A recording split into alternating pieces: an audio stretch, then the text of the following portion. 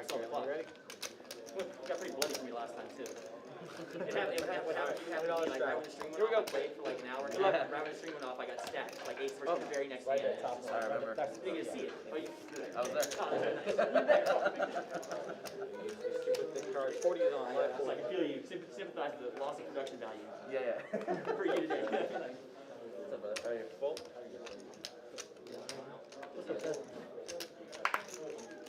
Full?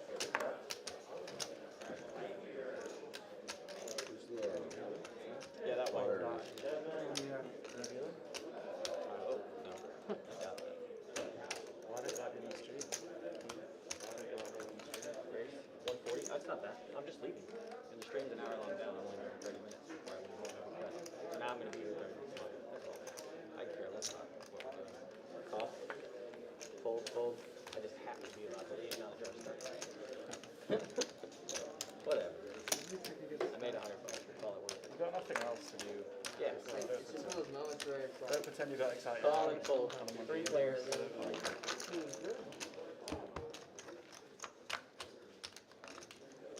Right. Check.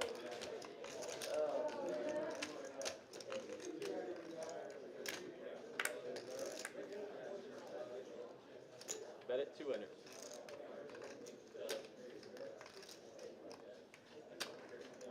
That one beer? Halfway through number 2 already. I'm ready. 700. Cheers.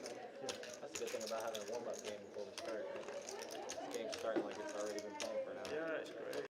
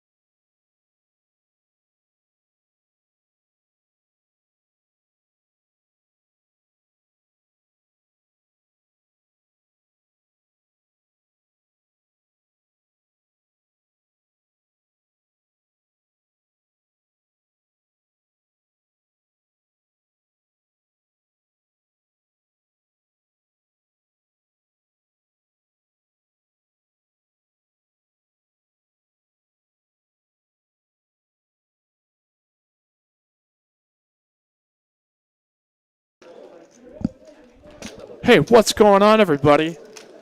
This is not a mirage. This is not a drill. We are back here on TCH Live Monday. Thank you so much for hanging on with us as we get going here on our Monday 5:10 stream. Mike Youngblood here with Super Saver Aaron here in the house. We might talk about his efforts here to courageously defeat the computer bots that were eating at our stream. It was a tense situation, and our guy came through. Yeah, we had Terminators, and the Matrix was Antifa, perhaps fully glitched. Yes, there was several glitches in the Matrix, but we're alive and well. The stream is functional, and at least for the time being, you know, I can see the action. I hope all of you can too. I know you can because I'm looking at the YouTube stream here right now on my phone. Things are happening, and it's fantastic stuff. So thank you all for joining us. We are live Monday, 5:10. Circuits are communicating that, you know, there's peace in the universe, at least in our TCH world, as we start with a $20 and a $40 double straddle from our boy Sage. Welcome back, Sage. Rocking the Austin FC hat. I think we're all excited for that day to arrive, hopefully, of like an actual professional team here in Austin that we can all get behind. We've got hands, though. We've got a couple of ace kings and the old big daddy. The queen, jack of spades, going to flop 3 queens. And see where he gets action from, as ace king almost always set the bet in the majority of these spots. Going to go out and lead out in here for 200. Dante had been a part of the mix and called pre-flop in position, and now Chaz living on easy streets. So as you all can see, we've got the hands up in the upper left instead of the usual bottom left. So, you know, we've got some settings to maybe perhaps try to rearrange or just leave it as it is so that we don't step on the computer we're in a bad way. We're trying to take a very cautious approach. You know, it's do not want to make the computer angry or react to us. As we had a bet and a flop raise by Dante. Chaz had just cold called. Pots build up here to 2,100, and Dante now turns a straight draw. Jack, though, would be really bad for him, and the 7's going to break here on the end. So Chaz now looking at a pot at 2.1K, going to reduce the bluff. He probably figures with a check back there on the turn that there's no bet that he's probably calling. So, well done by Chaz. As we see Sage right now sitting with 13K. Now, we were set to start at 6 p.m. We were trying to figure out some of these things within the connections. I should say not we. You super producer Carolyn, Dustin, Aaron, plugged into this end. Like I don't even know what's going on, but. They started the game as just 6 p.m., so these are not necessarily the starting stacks, just FYI. These are 100% not the starting stacks. I know that some chips were flying around here. Unfortunately, we did not get a look at that action because we were having issues. I believe it is going to be, at the end of the day, an issue with our card, one of the cards in the computer that processes camera inputs and outputs and all of that at the end of the day was not communicating to the hardware on the back end that gets uploaded to YouTube. We managed to find a workaround, and here we are, people. So bear with us as we did reset some of the settings to try to see if it was an issue within the software. So those cards are going to continue to pop up on the upper left instead of the bottom left. We are just going to work with that as we continue through. Yeah. Okay, so Carolyn has actually figured out how to reset that to the normals.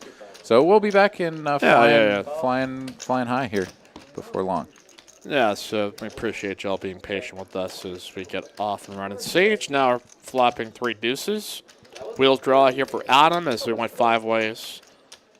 So again, Adam from across the pond has been, I think, in Austin here for a stretch of time. Yeah, and Kevin here with the king high diamonds as well. Luis with 2 overs and a backdoor nut diamond, but he is done with it after a bet of 130 and a call. Not interested in floating to see if a diamond peels off, give him some backdoor equity.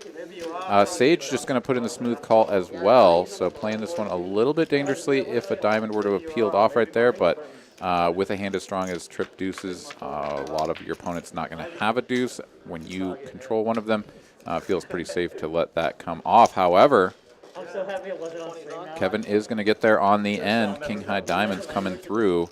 Adam going to miss the wheel, and Sage still sitting on just the trip I just want deuces. to give you back half the pot just for all the enjoyment you're giving me right now. Let's see if Sage goes for maybe a small block bet here to get paid by a 10 and find out, you know, when he gets raised that he's definitely up against diamonds. If he checks and then Kevin were to put in a big polarizing bet, for example, it'll be tough to not pay this off. However, it does check over, and Kevin does put in that polarizing bet, so 525 coming out, and Sage going to pay it off. Again, at Sage, who played on our Legend stream, our 100th episode. These two have been in some probably the best hands of all time on our stream to a degree. And Kevin coming up the winner here as Rivers King High Diamond. So as we check back into the chat, sup Asa, Steven Tix, I heard you guys got like a half-inch of snow down there and went into full lockdown. I thought Texans were supposed to be tough. I mean, I think the only thing that happened was it was kind of sleeting all day. So once it gets to that cold temperature, you do want to be precautious as far as it turning into ice, because you know, you have a whole city gathering precipitation, all of a sudden it just turns 2 degrees lower, then all of a sudden you've got problems. But the sun came out in the morning, melted all the snow, and we're just kind of back to us begrudgingly kind of cold outside, slightly. Yeah, I drove over here to TCH Austin yesterday afternoon for the 2 p.m. tournament, and the roads weren't like so bad that it was just like, you know, real slow going or anything, but there was definitely some spots where like changing lanes, you'd go through this good, you know, 2.5 inch thick pile of slushy, wet stuff that would kind of jerk your car around a little bit if you had a little sedan like I do. So I made it over here just fine, and didn't see too many cars on the side of the road. There were a few, but some people having a little bit of a rough time with it. Yeah, we've got action, though, here as well. We'll come back to that, but we've got Bones here flopping aces up with the queen. So he went 3 ways here between Dante and Sage. How about the 125? Bring Sage along here for one more street. Yeah, that's definitely a flop. You control it so well that you can definitely give your opponents a good price to peel off. Something like an under pair to the ace, like Sage has, is going to feel committed to put in another 125. He's going to check here on the turn. Obviously, he does not hit a jack. Again, that 4 is not going to be dangerous, so Bones is going to go ahead and check it back. Give Sage an opportunity to think that his hand is actually best. And we'll see if he's going to check. Now Bones can safely go for value, and let's see what sizing he chooses here. I think something around half pot to maybe 2/3 is appropriate. It might look like maybe I just don't have anything at all, but I'm going to go ahead and put this in and see if he'll fold. And let's see if he can get Sage to bite here. Yeah, 320 there. I like that sizing. That's very likely to get paid off. Let's see if Sage decides to lay it down. I don't know if he started with precisely that much, but it's a guy that moves the action here, so it's not surprising that within an hour and a half, 2 hours, that they could build up some big money there. As Bones going for value, not able to get it much more off of that. But hey, Bones maybe here on the upswing, as it looks like. Speaking of upswings, we've got Alabama scoring the 3rd touchdown of this game total. It looks like they've gone up at least 14-7 pending the PAT. And I don't know where your money lies or who you're rooting for here tonight. Why don't we just go ahead and poll our audience. Press 1 for Bama, 2 for the Ohio State. Just a little straw poll here of the crowd. Boy, yeah, we had a lot to unpack. But yeah, wintertime conditions here are just as such that you're accounting for some of the people that, maybe a little too overzealous in understanding just kind of how these precipitation changes some of the dynamics and some that, or, I think you kind of panic and it just sort of worsens the situation. So just my view from the cheap seats of driving around this fair city when it gets weird like this. So we got action, though. We had Bones opening off the $20 straddle, raised to 75. Louis 3-bet to 35. Chaz giving up the 9s on the button as we get a fold back. It's around, it's the action tracker. Sage folding, Adam folding. Yeah, a little bit curious there to me that Chaz would fold that. I mean, it doesn't bother me that much because Luis is on a little bit of a short by stack at the moment. He may have bought in for more and sort of suffered a couple of defeats earlier, which is why he's sitting on a stack that's short. But when he puts in a 3-bet there with only the 500 plus behind, that is a very big signal to Chaz that this player is not shy about getting all of their chips in, right? Yep. And so the 2 red 9s there could very well be ahead as it was going into the flop, but definitely a prudent position to recognize the strength of your opponent when they have put in the actions with the stack behind. So Chaz just lets it go, stays out of danger, and we move on to the next one here as we've got a couple of limps over to Sage on the button with the 7-6 offsuit. He's going to go ahead and put in a chunky raise to 160. Yeah, he loves to do spots like this where when he gets late position and there's some limpers out there, it's just an opportunity he'll take advantage of. Sometimes it's not going to work out, but when this game's in rhythm, man, like this is a tough guy to play against in position because you really can't pin down what hand that he could be opening with here. Yeah. Andrew here waking up with the Ducks under the gun in the straddle, and today is Monday, which means that we've got our quad deuces jackpot going right now. Attaboy. If Andrew can make quad deuces on this hand, he will make himself a cool $13.25 sitting in the prize pool. If nobody hits it, including Andrew with running Ducks here, then we're going to go ahead and add $400 to that prize pool for tomorrow. Come on in to TCH Austin, find yourself quad 3s, both hole cards playing pocket 3s in the hole. Yeah. You're going to get yourself $17.25, so pretty nice little prize pool. Super built up implied there. odds. Queen rolls off here as we had a bet call. Yeah, deuce is still good actually at this point, but Sage, that's going to be a really good turn card for him to continue barreling. And this is a tough spot to be in with deuces, as it very frequently is when you make it 4 cards on the board. Deuces aren't going to be looking too hot unless they have a set, so he's going to let it go. Yeah, we've seen Andrew here on the stream multiple times. Kind of weaves his way in and out as we've seen him here, and also almost always deep stack. So it hopefully will continue to provide an interesting dynamic here. The dynamic that we always appreciate from our crowd is all of those that gather around, tap that like button. We got to make sure we hit our benchmarks here so Aaron can keep loading up on the booze. Hero of the stream tonight.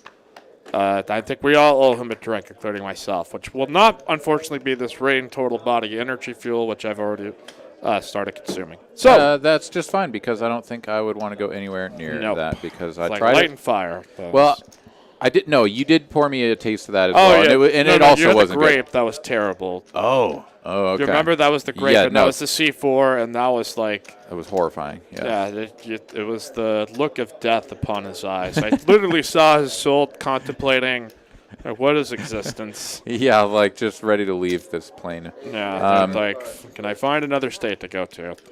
Let's see. Here that was a little harsh, but I understood. Here in the chat, we got Steven Tixay here coming in from Chicago. Ron, do you stay current on the work in nuclear physics? I mean, like current as in, what the sort of mainstream media is talking about in terms of that? Yes. I don't follow a lot of the articles, journals, and all of that stuff anymore because it's just too much work. But if you have a question, drop it in the chat. I'll let you know. I'm a hardcore reader of Nuclear Physics Monthly. I still get that magazine. It's really pricey and above my head, but it's good to put on the table. That way, if you bring a lady to be like, check out how smart my brain is. Yeah. And then you're just like, I've been a pickle now. But speaking of pickles, we got one here between ace-queen and ace-jack. Backdoor clubs for Dante. Does not roll off there. They do turn the same wheel draw. Both better ace-queen. And checked over to barrel and bones. Yeah, this is a spot where I do like another bet because in position here, you can find yourself either winning the pot right now or very frequently your opponent going to check that river, and you can decide if you want to give up or not with the ace-queen high, which is, frequently going to actually be the best hand anyways, with the front door clubs there if they miss.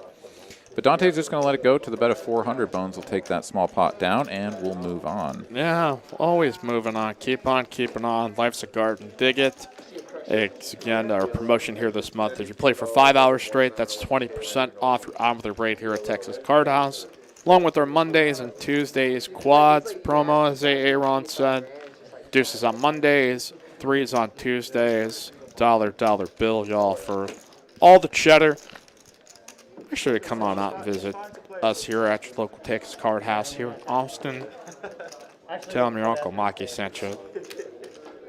Love in his heart. All right, we got Kevin folded 2 here on the button. Raise up to 75 as it looks like we have the straddle on. Bum, bum, bum, bum. Dun, dun. Dante here with the call with the king queen suited. Kevin has him on stacked here as it comes out 888. Comes out the Pacific Poker. Or what was that? There used to be a website that was 888.com. Yeah. I think it was. Trying to remember what online site it was that way back in the early days of online poker that there was a lot. Do you guys remember some of the obscure online sites even beyond like your PokerStars, your Full Tilts, and all that Ultimate Bet and Absolute and True? So we got a bet here on the turn. Not that it's an advertisement for online. There's just, it's kind of like that same sort of nostalgia that I have for like Nintendo games. There's some of those old just crappy online poker. What was it, Paradise? That was a thing there for a while. Yeah. Yeah, I do remember Pacific Poker. The thing that I thought was so funny about that site when I played on it was that like once you got all in, the cards would just get ripped out so fast and moved on to the next hand that you wouldn't even know what happened. You had to evaluate like if you won or lost just on whether or not you had more or less chips than you started with. And then you'd have to hit the hand replay just to go back and see what actually came. Yeah. Because I remember one time I got it all in with pocket sevens on a 7-3 deuce flop. It was like a small bet or a raise, and we get it all in. I was sort of a fish back then, so it was like, top set, rip it in. Rip it. And the guy calls, and then the hand rolls out, and then the little pop-up comes up of like, would you like to add more chips? And I was like, what? I had trip sevens? How is this a thing? And I had to go back and look, and the dude had called me with trip threes, pocket threes, flopped a set, and he had rivered quads. And but it happened so fast that I just never saw it, and so I had to It's go not a back. bad beat story. It's a recollection of the software just sort of like horrendously reminding you how cruel this game can be. So we have action pre-flop. There is a 3-bet to 100 by Sage with 7. So we've got a set of 6s. Got Luis leading here with a straight draw gutter bolt to Broadway. And now Kevin here with the set. And I think if he raises here, it's over with. But he's going to do so just because that is what you should do with this turn card. Yeah, he doesn't check back the flop without devious intentions of trying to get more money in the pot right away. So he is going to try to do that, build up the pot, but unfortunately for him, Luis just doesn't have enough of a piece to continue and is going to let that go to the raise. Stephen here is saying that he wasn't even aware that there's anything going on in nuclear physics in the news, but just curious if I spend my off days sipping Fireball and paging through academic journals. I mean, that sounds great, but actually there has been some stuff in the news recently. There's the Korean fusion reactor. They managed to get that thing running for a full 20 seconds, which is kind of exciting in terms of like what they're trying to achieve and what that device, what that machine is able to do. So that's actually pretty cool. But that definitely does not mean that nuclear fusion works as of right now, or that it will be turning the lights on anytime soon. So unfortunately, it doesn't mean that small much. step towards, But it's a new world record for humanity in terms of being able to maintain a plasma at that temperature, confined for that period of time. So good on them. And that was blown up the the Facebooks and the Twitters and such of the world, Science! in terms of science stuff happening. So We got kind of cool. We had the $40 straddle while we were chatting about physics, and Sage realizing, this player doesn't have too much left behind. I'm not going to call with the King Jack, as Luis will pick it on up. Okay, so we were talking about old online poker sites. So Cake Poker.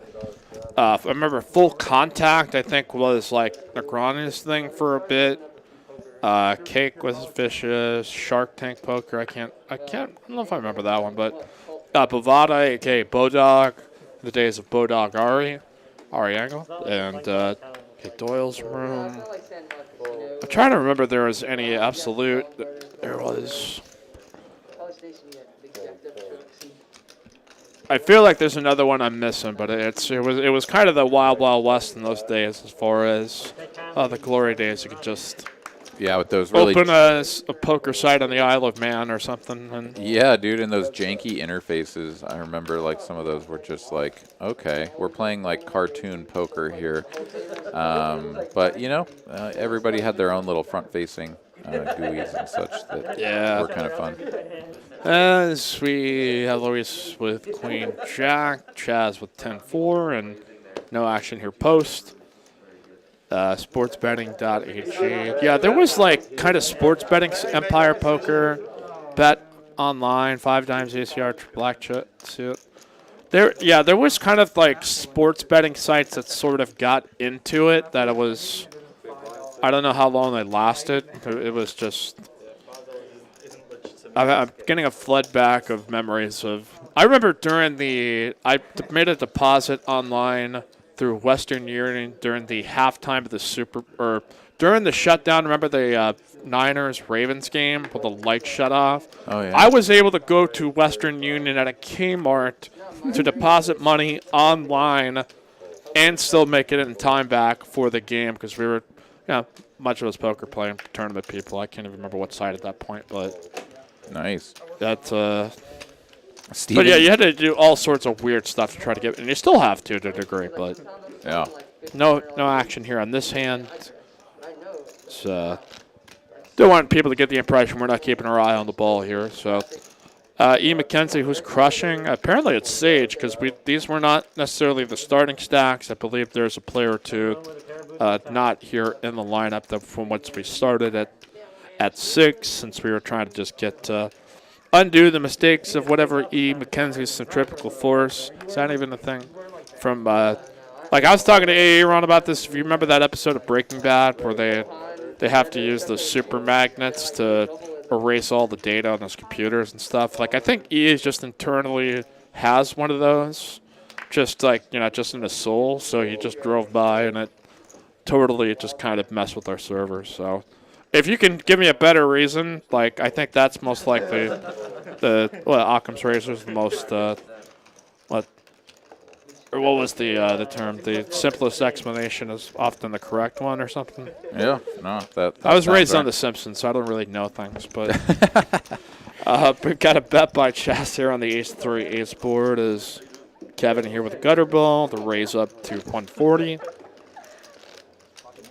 Yeah, this is going to be interesting. So Kevin not afraid to add these offsuited cards into his raising hands, his check raising hands. Big Daddy Chaz is going to complete here, probably recognizing that Kevin is going to do this pretty wide. That isn't a good card for Chaz, though, in terms of whether or not he thinks his queen high is good, because a lot of Kevin's check raises are going to be spades. The fact that he's adding in even additional hands makes him probably over bluffing a fair bit. However, that is a really good turn card for him to continue this story. So he is going to put out another bet, 385 this time. And this would be a really, really gutty call from Big Daddy Chaz. But no, he is going to let it go. Take it on down here at TCH Live, our Monday edition of Now 5:10. Thursday, here our boy Aaron on the mic for 2-5. If you want to get on the list for those games, you email TCH Live list at texascardhouse.com. And then that's especially if you're going ahead of time, like a week or 2 or 3, 4, like the earlier the better, at least to make sure you get on the radar, and then just try to follow up in the coming weeks before. And hey, we'll try to accommodate you as best as humanly possible. As hey, we wanted to make sure everybody across the nation can participate here on TCH Live. As all right, we got a $25 bomb pot happening with a dealer change. Got Aaron here with the Shinerbach. I don't know, but maybe you can get me to start boozing if we get past 100 likes. Everybody always loves it when I get boozed here on this channel. It's just Everybody. Yeah, literally everybody. literally. You know it. I know it. Everybody knows it. Pour me a drink. I don't even know what impression that is at this point, but the cat, Big Daddy Chaz, is tough to play again. Oh, we have ourselves some Maker's Mark as Yeah, with a delicious red frosting on top of the bottle. I think you have to eat that first, and then you can drink what's inside. You got to mix it. No, you put it in. You put it in the drink, you dip it in it, and you lick it. That's what this, that's a little life hack for you guys. I'm going to come out with a whole new YouTube channel of life hacks and just have it be really dumb advice. Yeah. Well, I think that market is probably already cornered, but I'm sure somebody's already done it. All right. Yeah, you can try to break in, though. I think everybody would like to see you chew the wax off the top of a Maker's bottle, so... We got Bones flopping a straight here on the jack-high board. I'm not seeing any diamond draws. We don't have Andrew's card scanned here, but check the Bones here second to act. Luis also has a flopped straight as well, so both of those players sitting with the same hand at the moment. Bones does have backdoor hearts. Although he controls 4 of the hearts in his hand, he is going to just go blasto, and of course Luis going to call. So Bones here sitting on a bit of a free roll, as running hearts would ship him the pot. That ain't going to do it, though. Ain't. So they will be splitting that, pulling back their bets, and we will move on to the next one after a little choppy. Chopperooski says... All right, again, the dude talking here with Dr. Aaron, super producer Carolyn. Follow us at tch.atx. Follow me, my handle at hoopsmike. Aaron at words are hards. Or hard. Wait. Hards. Hards, words okay. are hards. Yep. Yeah, that is how you can follow us to stay up to date on all of your Aaron and Mikey just posts. Damn it, that was not as smooth as it should be. But we've got 14 all game right now. Alabama charging towards the red zone, getting closer and closer, at least on our feed here. As looks like a lot of points in this game, as every offense getting after it. And let's see. So we have had a couple of people comment on this overhead view being a little bit like the contrast or the lighting being a little bit different, and that definitely seems the case to me as well. So I do know for sure that one of the cameras was having a little bit of issue earlier. I don't know if it was this one, but maybe we'll pass that information on to Carolyn and see if anything. Yeah, it's going to be a level. It's a level above that we've got to be able to readjust some of these things. But in the interest of getting us on an active, okay, we got Jasmine here into the mix. She's going to pop in the game. Yeah, she's ready to mix it up, so I'm glad we're getting at least one of these seats filled. We do still have another spot available. Are you feeling like hopping in the mix here, or is this not your... Oh, me? Yeah. You want me to go get out there after a couple of shiners and a Yeah, that's what I was going to say. I'd like go out there and play the... No. Yeah, I'll do rather the have old you back steamdola punt of the orbit, probably just ship it all in somehow. But no, that would be fun. But, I've committed to seeing it out here in the booth with you this evening. That's dedication, folks. Yeah. All right. We've got a mystery hand here. Sage sitting on a couple of rando cards. Kevin here has backdoor hearts, backdoor straight draw opportunities. Big Daddy Chaz with the bottom pair of 4s. And what do you know? It's just another 4 on the turn. So Big Daddy Chaz looking to make some monies. He's going to put in a little value bet. Sage apparently had some napkins. And Kevin with just 7 high, no backdoor equity at all. He's going to go ahead and fold, and Chaz will take it down. Steven saying, lock me up that seat. I mean, if you're around, I mean, that certainly is a possibility. Moose Studio here with a science joke. I'll just let you guys read it here in the chat, but as we continue. Oh, that's a good one. That's kind of fun. Yeah. Yeah. Thanks for sharing, Moose Studio. I like it. I hadn't heard that one before, I don't think. Let's Jedi Master technically they're all random, especially if they're Sage. Like that is truly sometimes a mystery hand, and that's what we love about him for the love of the game. As we keep it rocking. Got a couple of 1-2 no limit tables happening here at 2-5. That's been going here every day. People out there, actually 3 1-2 no limits with bomb pots. So the action pretty good here for Monday night. People watching the game as looks like Alabama scored and Adams picked up Kings. Couple of Cowboys here, raising up to 75. Back over to Luis. He's going to go ahead and put in the Coliseum flop here. Again, his stack is not particularly large and in charge. So he is going to take this flop out of position with just 7 high. His opponent starts reaching for chips, and Luis says, "Don't scare me, bro. I fold." And Adam's going to take it down with the Cowboys. Keeping an eye on here in the chat again. We're sitting at about 47 likes right now. I mean, come on. I know many of you have been patiently waiting for this, but don't forget to make sure to smash that like button for us. Click subscribe, over 13,700 subs.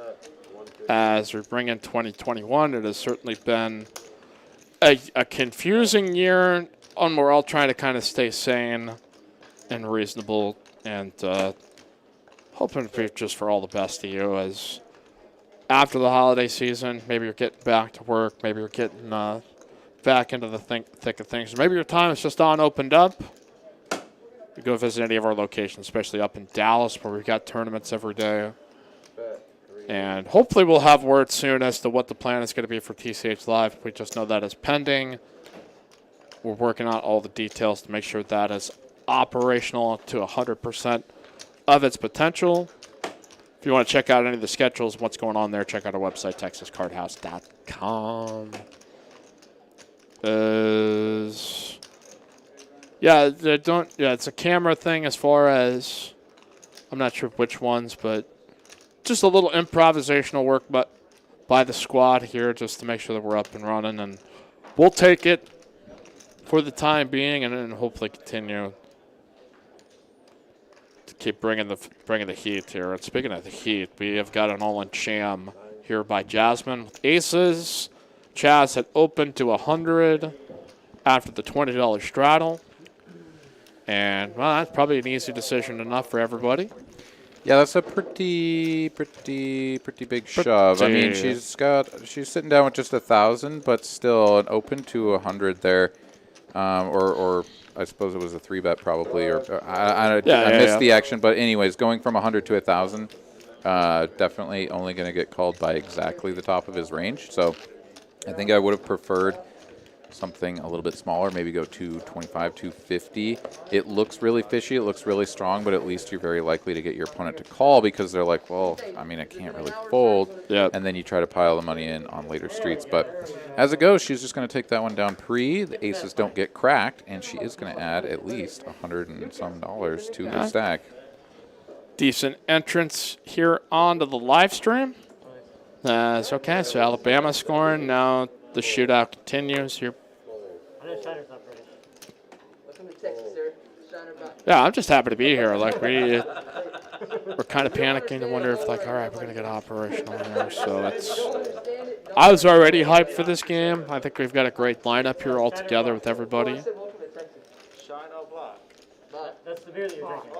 Hopefully continue to see some great action here as Andrew opening with 4s on the button. We've got a call from both Dante and Bones, and 8 high board, 2 spades. Does not really necessarily connect with anybody. And Check all the way here to Andrew. King on the turn. Still not improvement on anybody. 4 is technically the best hand if we get to showdown, but Yeah, doesn't we think definitely. anybody's throwing a chip in there. Yeah, we are going to get to showdown. Everybody waiting to see who has a pair. They're going to see the sailboats from Andrew there on the button, and that's going to take it down. It's funny when those situations come up, right, where you can kind of feel it happening. You're sort of you're there, you're multi-ways, but everyone's just kind of like check, check, it's a very check, past. check. You get a free card. It's like check, check, check, check, and then you're that guy who's first to act, and you're like, oh man, should I bet this 7 that just peeled off on the turn and be like just try to take is it that obvious? Oh no, they're gonna. It's like. It's just sort of like you can sense people's energy that it's not like you can quantify it, but it's, if somebody's engaged in a hand, like just their proactivism as to just their body language, is the shoulder leaning forward, is it just a slight twinge in your throat that allows you to talk, that you're like, I'm not getting the vibe here that this is something they're going to war for, so. Sometimes you'll see it here in these stakes, but I think generally if you're around the 1 tier, you get a little more information to work with. As Big Daddy Chaz saying, "All right, kid, no limping here." No He's not free a kid, flops. but that's no free ones. Yeah, but Luis just going to call. That would have been a pretty decent spot to back jam if he thought he was ahead. Yeah. Now he's going to play this one out of position. He's going to flop bottom pair, backdoor crappy diamond draw. But he's going to go ahead and lead at this, which is pretty interesting. Big Daddy Chaz is just going to get out of there considering he's got 4 high. But, yeah, pretty unorthodox line from Luis there. And honestly, pretty lucky that this was the time that Big Daddy Chaz had 4 high and didn't connect on that board. It is certainly been eye-catching here at this. Might be steaming a little bit. Maybe it's just kind of like he was a Smash Brothers or a Smash Bros. Player. Like it's just I've barely ever played it, but it just always seems like the most random button clicking. It's kind of, and that's no disrespect because I'm bad at it, but it's it's got that just element of like little chaos within small moves. I thought that same thing. I was like, oh, okay, cool. You got all these different buttons, and you got all these different characters that do different things. Just mash some buttons and see what happens. And then I got absolutely steamrolled. I mean, I remember playing back in undergrad, and yeah, I got smashed. And folks. And yeah, there were certain players that had mastered different characters, and they would know how to just counter anything you tried to do, and it was obnoxious. And playing against them was no fun, so I stopped. All right, what do we have? An open here by Andrew with the ace-9 of hearts. And now Chaz here with Jack-9 suited out of the big blind. Sage here folding. Actually, check that. That is a 3-bet by the Big Daddy. Yeah, and Andrew not going to play this one out of position. He's just going to let it go. Ace-9 suited, that's a tricky one to let go. Or, sorry, he was going to be in position for that. So sometimes you're going to want to peel that off, and other times you may just want to let it go. With the depth of stacks there, I think he maybe could have gone a little bit further in the hand, but that's also a recipe for potential disaster. So I don't mind it. Let's see here. We do have a question here. Ken B saying, why is that dude sitting with $600 at 510? If you recall, we got started about an hour and a half late because of some technical issues we were having. So these gents had been playing for that full hour and a half plus. Yep. And stacks were swinging and chips were moving around, and so that is what Luis had at the time that you are seeing now. So as Adam opening, Tevin calling here, middle position. Andrew also hopping along. Dante give up the 10 high. Let's see what's load Bones' cards here, and now Sage with a couple of kings. Some Cowboys. Some Romo and Aikmans happening here. A 3-bet now here to 360. And I wonder if this is going to drive everybody out of this. Luis also calling here pre-flop on the button with 4 deuce of spade. And that's going to be just free money there for Sage. But He was hoping somebody would go with him post-flop with this multi-ways. And even for like a semi-inviting price, still just not enough that anybody wants to continue as. Let's see. SJ. Never go to a Smash Brothers tournament. The smell is overwhelming. Capitalized. Bathing doesn't exist with them. Wow, cheap shot. We don't know if we can verify that. We'll turn it over to Carolyn, fact checker of the stream, to get a report on that. What is the smell? No, I'm kidding. But Matthew Fedos, a.k.a. Steam Dola, Falcon Punch. Yeah, the old Falcon Punch. That was a good one. We got Mick Paris here saying he clicked the like button. Would have clicked it sooner if we were on time. Winky face, I definitely understand, and I'm just glad that we are alive and well and things are happening. So thank you very much for hitting the like button. If any of the rest of y'all would like to do that, help us out here. Now. Smash the like button with a Falcon Punch. Falcon Punch the like button. Boom. Then we got JT and Click some buttons. JT in 1968 dropping us a $10 super chat, saying to help create the MacGyver toolbox for the booth, paper clips, bubble gum, and Diet Coke. Well, don't forget HDMI cables and a couple other things. But don't worry, man. We'll get that all put together, and we will be ready to roll. Cords, extension cords, you know. We've got Chaz 3-betting.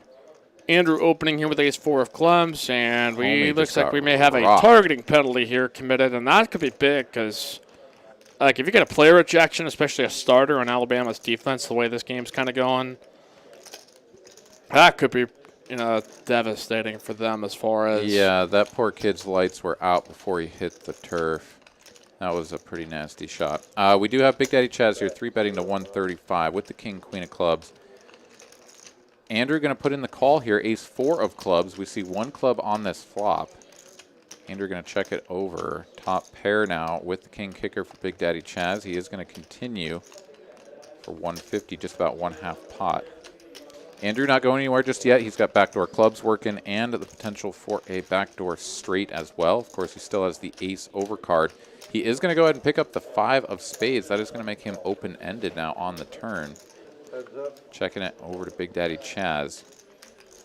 Definitely a spot where Chaz is very frequently going to continue going for value. Let's see what he chooses for a sizing. Sticking with that half pot size bet, so we're going to go ahead and fire out about 380 here. A little over half pot, I suppose. Andrew going to put in a quick call, though. Nice.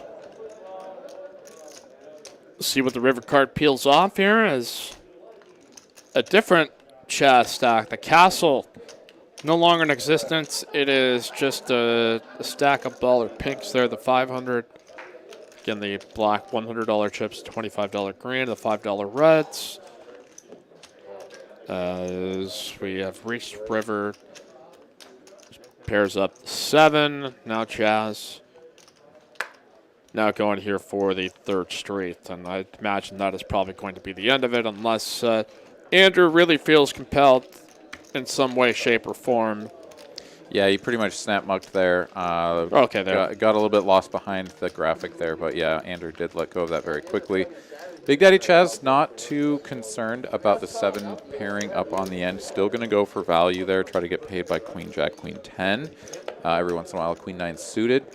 And if his opponent's got a 7, so be it. He'll find out about it and can take his lumps by folding. But he is going to get that one through. His opponent missed everything. And we're going to move on here with a $20 straddle here under the gun from, oh boy, the one and the only. Yeah. Excuse me. Let's see here. So I've had a variety of different strategy or I wanted to say strategies. Strategies. Yep, strategies from the strategies. You know, I've really kind of seen it like there's not a lot of heart. Like, I think we've just shamed the chat pros enough that nobody ever really steps out anymore and just like, that was a bad play. Like, I think we've successfully shut down the chat pros to a degree that it's like, I don't see nearly as much, you know, this guy Chaz is a donkey anymore. Like, can we all agree on that now? Like, is that a thing that's still a thought out there? I don't know. It's just one of those things when you try to get the pulse of what's going on in the TCH live streets. Yeah, well, there will always be those people that think that this guy, that gal, or some sort of donkeys or whatever. That person, object, thing, or place. Yeah, but, you know, at the end of the day, they're here playing, and we just got to give them the respect that they're due for hopping onto this felt, putting a bunch of money out there, and slinging it here with the best of them. So, and that's our guy Sage here with a raise up with 3 deuce high. After the $20 straddle put on, Dante calling under the gun. Yeah, Asa, he was getting in on the chat pro. Chat, yep. Energy. Yep. Chat pro energy. He's got some real big CPE happening here. All right. E. Mackenzie Bart. That's funny. As we continue here on TCH Live, maybe that's like E's revenge. All right.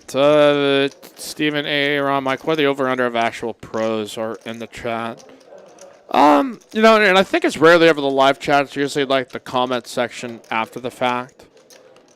Like, I find that's generally where the more vitriol takes are. All of you guys that are joining with us, most of you guys are fantastic. And gals and people, individuals. Hello, person. So it looks like Ohio State got a field goal, so 21-17, and TOSU kicking off. So we're kind of keeping an eye on that, keeping an eye on this game. Almost to 100 likes, though. I know we can do it. You got to just believe. Believe in the power that you possess by smashing the old like button. All right, Queen 7-5. We got a pair up here by Andrew. Anything? No, that's just the... Not much else going. Couple of fives are still good here. Kevin is going to turn diamonds with the 4 deuce of diamonds in hand. And he's going to bet and get it through. So bet a 50, and Kevin's going to take it down. Everybody else not interested in continuing there. Not even the king 5. So interesting that the board pairing the 7 there is enough to just go ahead and get that out of there. But that's the way the cookie crumbles. Kevin in position on the button.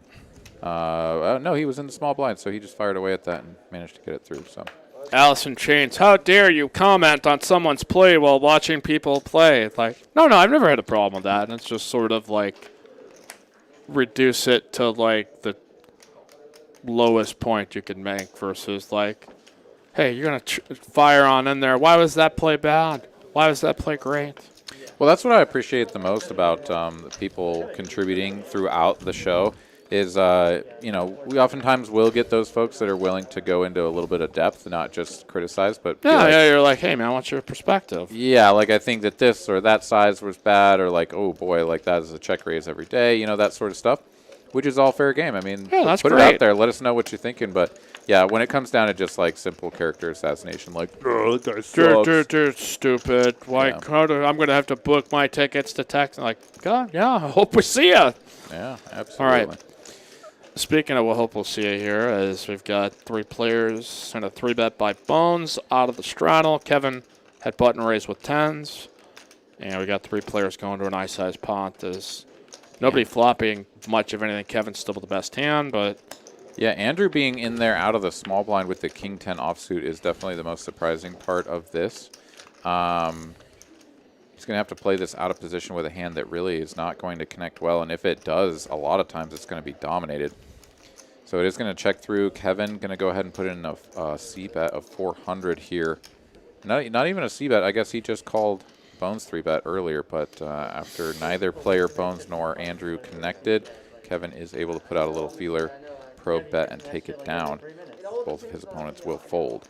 Yeah, that's good news for Kevin. Nick's getting crushed by the Charlotte Hornets tonight. So that's just a little morale boost here. Just some chipsies back in his direction. So, boy, guys, hope you had a fantastic weekend. It was wild card weekend. I hope you're able to check out the games if you're a super-duper football fan. It's one of my favorite weekends of the year just because you get 3 games each day.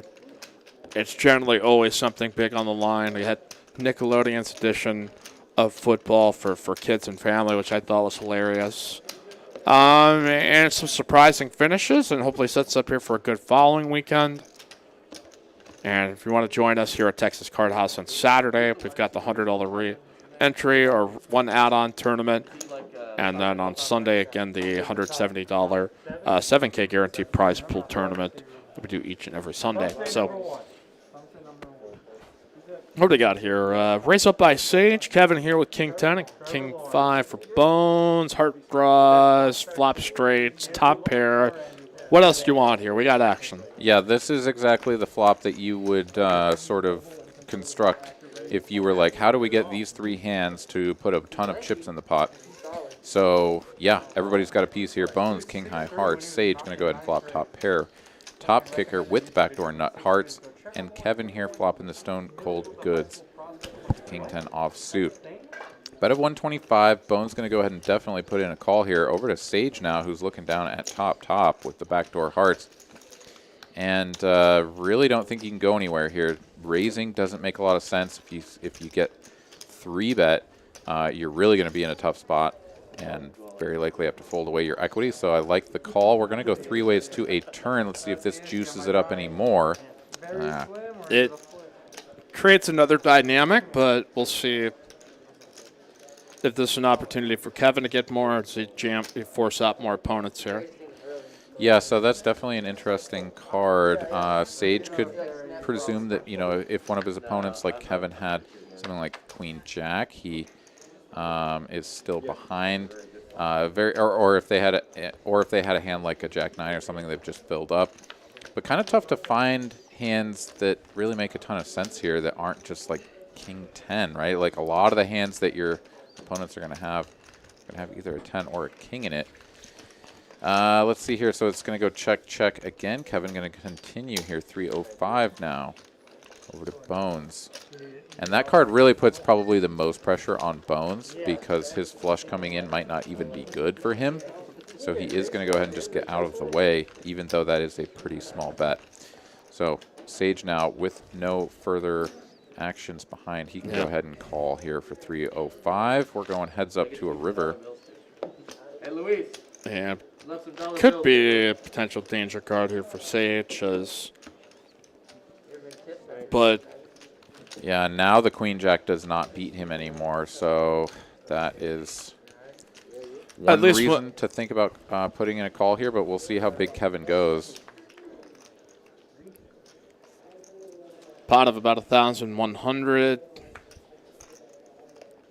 And we've talked about that when these two get in a hand here on TCH Live, it is amongst our most entertaining and interesting hands we get. And a bet of 825, begrudging call by Sage, and he's going to see Kevin flop the goods and got 3 straights of value for it. And that is, as you say, how the cookie crumbles sometimes. Yeah, so I like the bet from Kevin, and I do think that Sage is sort of just obligated to call. His opponent could definitely have a hand like Jack 10, Jack King, who's just going to be like, ugh, I never win this at Showdown, so, you know, my Showdown value, if you want to call it that, is just non-existent. It is also pretty ambitious to think of too many of those hands continuing to bluff when the front door hearts doesn't come through, so might be a little bit more heavily weighted towards value, but with top 2, what are you going to do? Well, that could be on a T-shirt someday. Top 2, what you going to do? There you go. Hashtag TM. Bam. As we continue TCH Live, looks like we got a dealer change. So that means it's PLO bomb pot time. Everyone's favorite, your favorite, my favorite. Is get a new dealer on into the box. Sometimes it's a great action, and sometimes it is just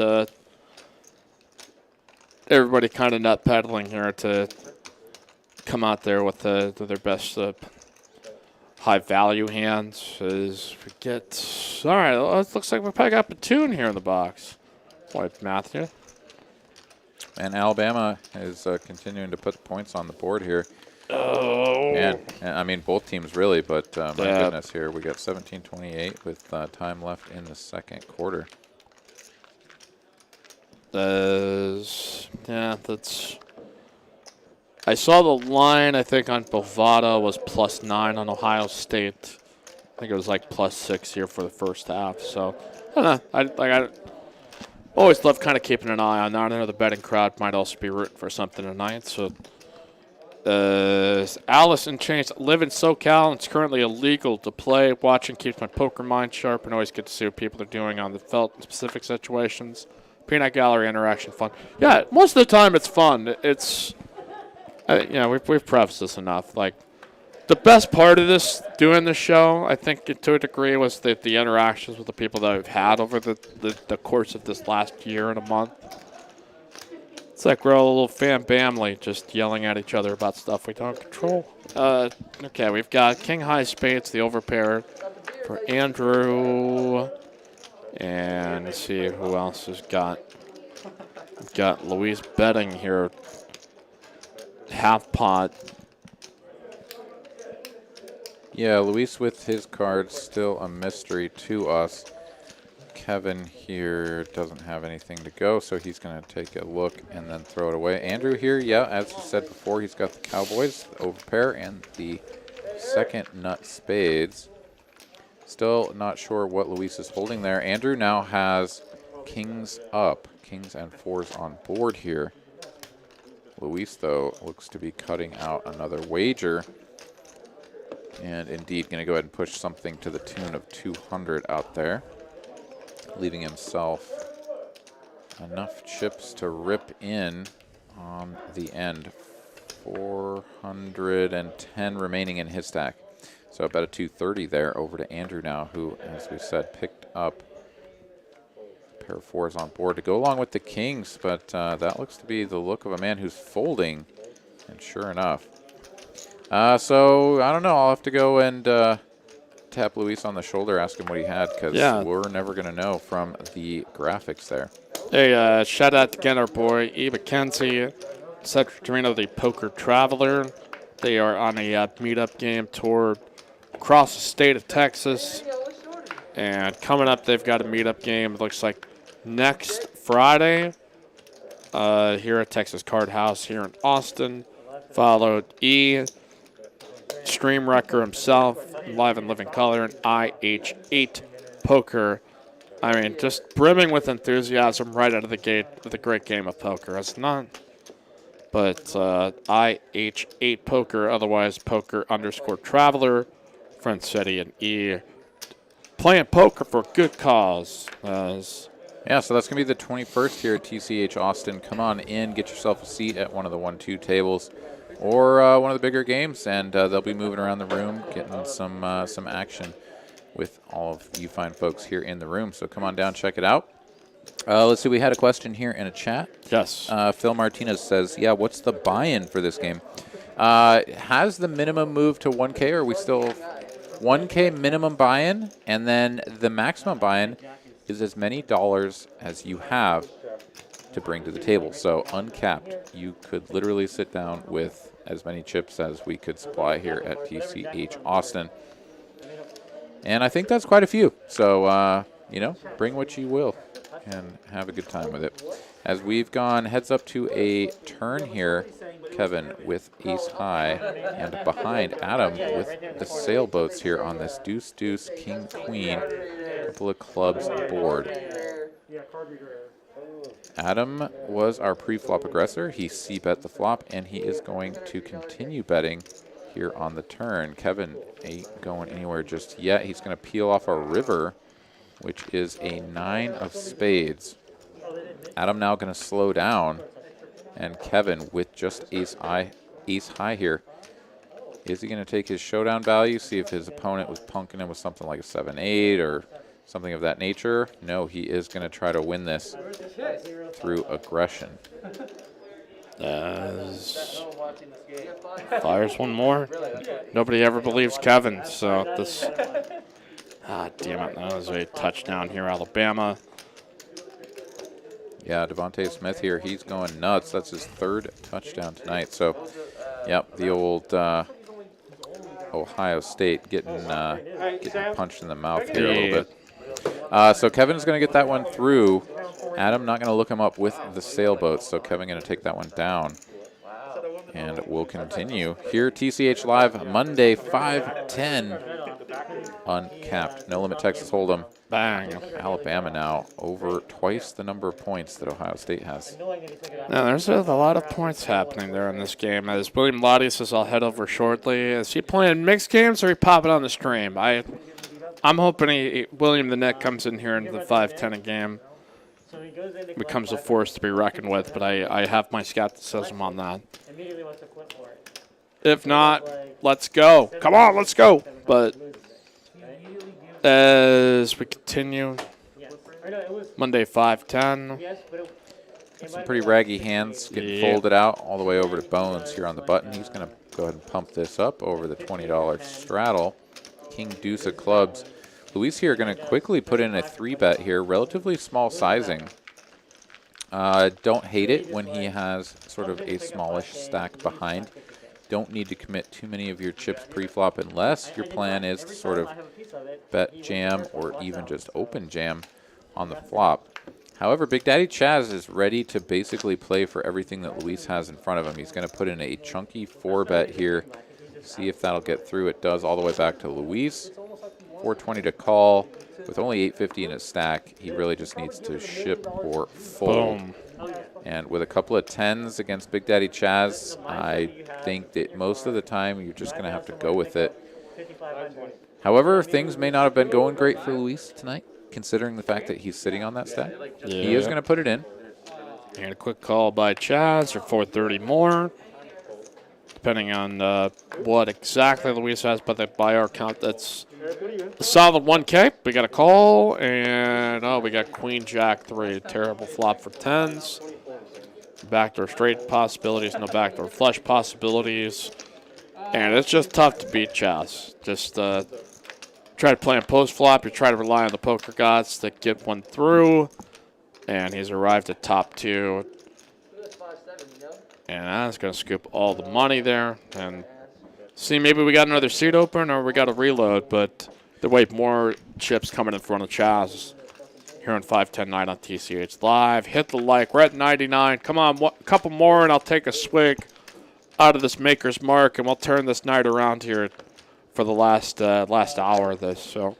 Yeah, our boy Mikey over here, he's waiting to waiting take swigs. patiently. I, on the other hand, have already cracked into Boom. it after all of the pulling of cords and maneuvering of technologies.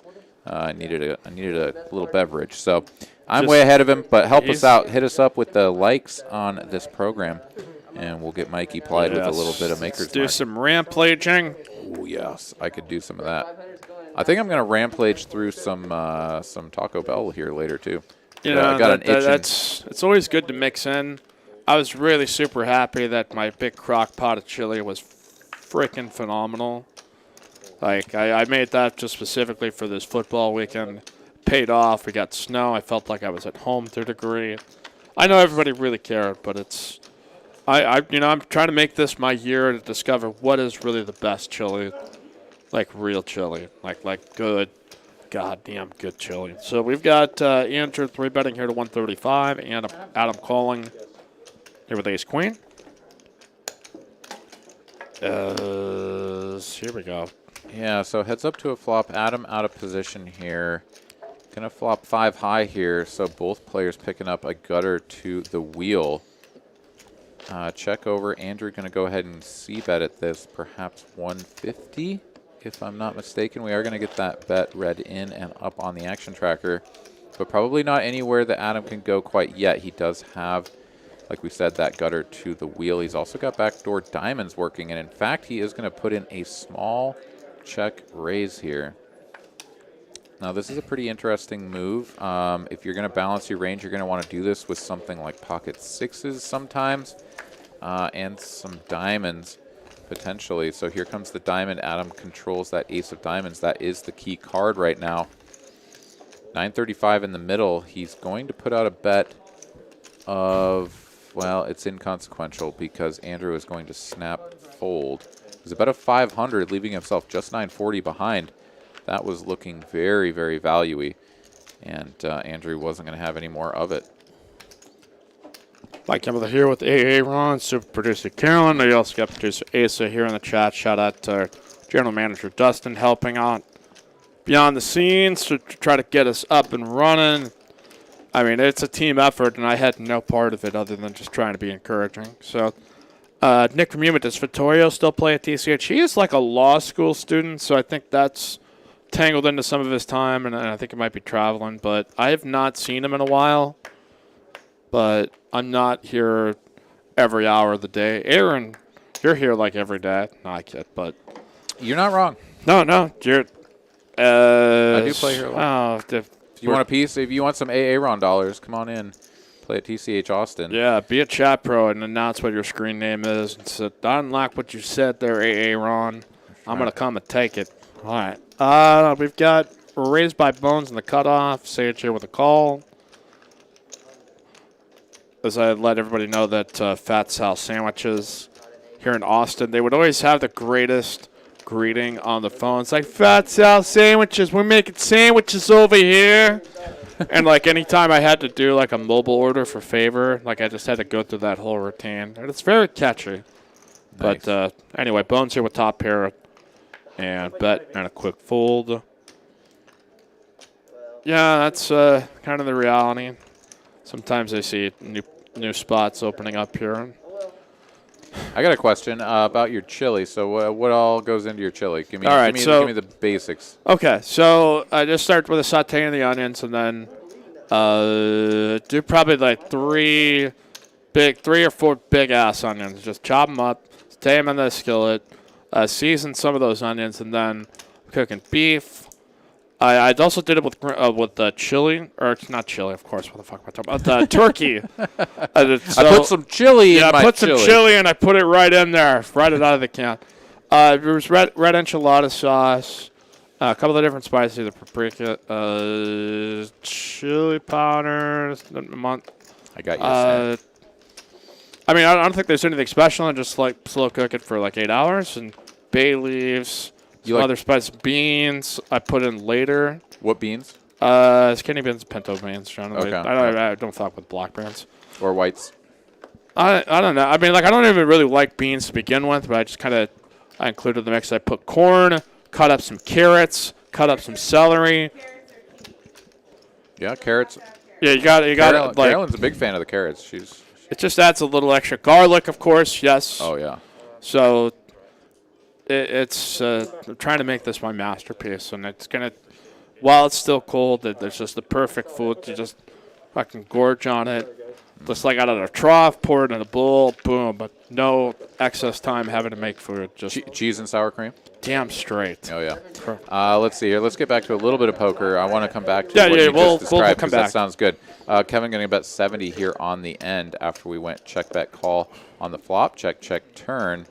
And Kevin here going to go ahead and take this one down with the pair of aces. His opponent getting out of the way there on the end with just king high. Okay, so you said turkey, ground turkey? Yeah, I had a neighbor that was or I have a neighbor that's a butcher or works in that meat department at HEB. He had a free turkey. It's like, I got all this meat. Anybody want it? I'm like, yeah. If you got I just oh, so not ground. We're talking off the bird, like it was like a breast, but he gave me like the meat, so I just kind of cooked that and then just cut the hell out of it, put it in the crock pot with the veggies. That sounds and good. I made it just a bunch, so it's just sort of like I'm just eating it over the course of 3 to 4 days. So it's a meal that you could probably spend like $30 to $40 on, and you get just an infinite number of bowls. It's really bad when you wake up in the morning, but it is. Oh, bell peppers, of course. Yeah, bell peppers, onions, carrots, lettuce. No, not carrots. Not lettuce. Don't want to put lettuce in there. Celery, canned corn with red enchilada sauce, a little bit of tomato paste just to mix it on in there. Against salt, pepper, cumin, paprika. Cayenne pepper, and then just mix in like some bay leaves while it's in the slow cooker. My sister told me like beef bouillon's really good to mix in with it.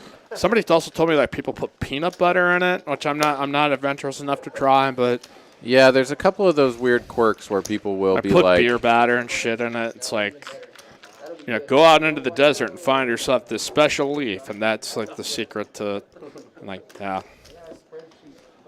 I'm kidding. Yeah, no, I mean, everybody's got their own little secret. I mean, some people I do. think John gave me like a specific thing of chili recipe that I've not.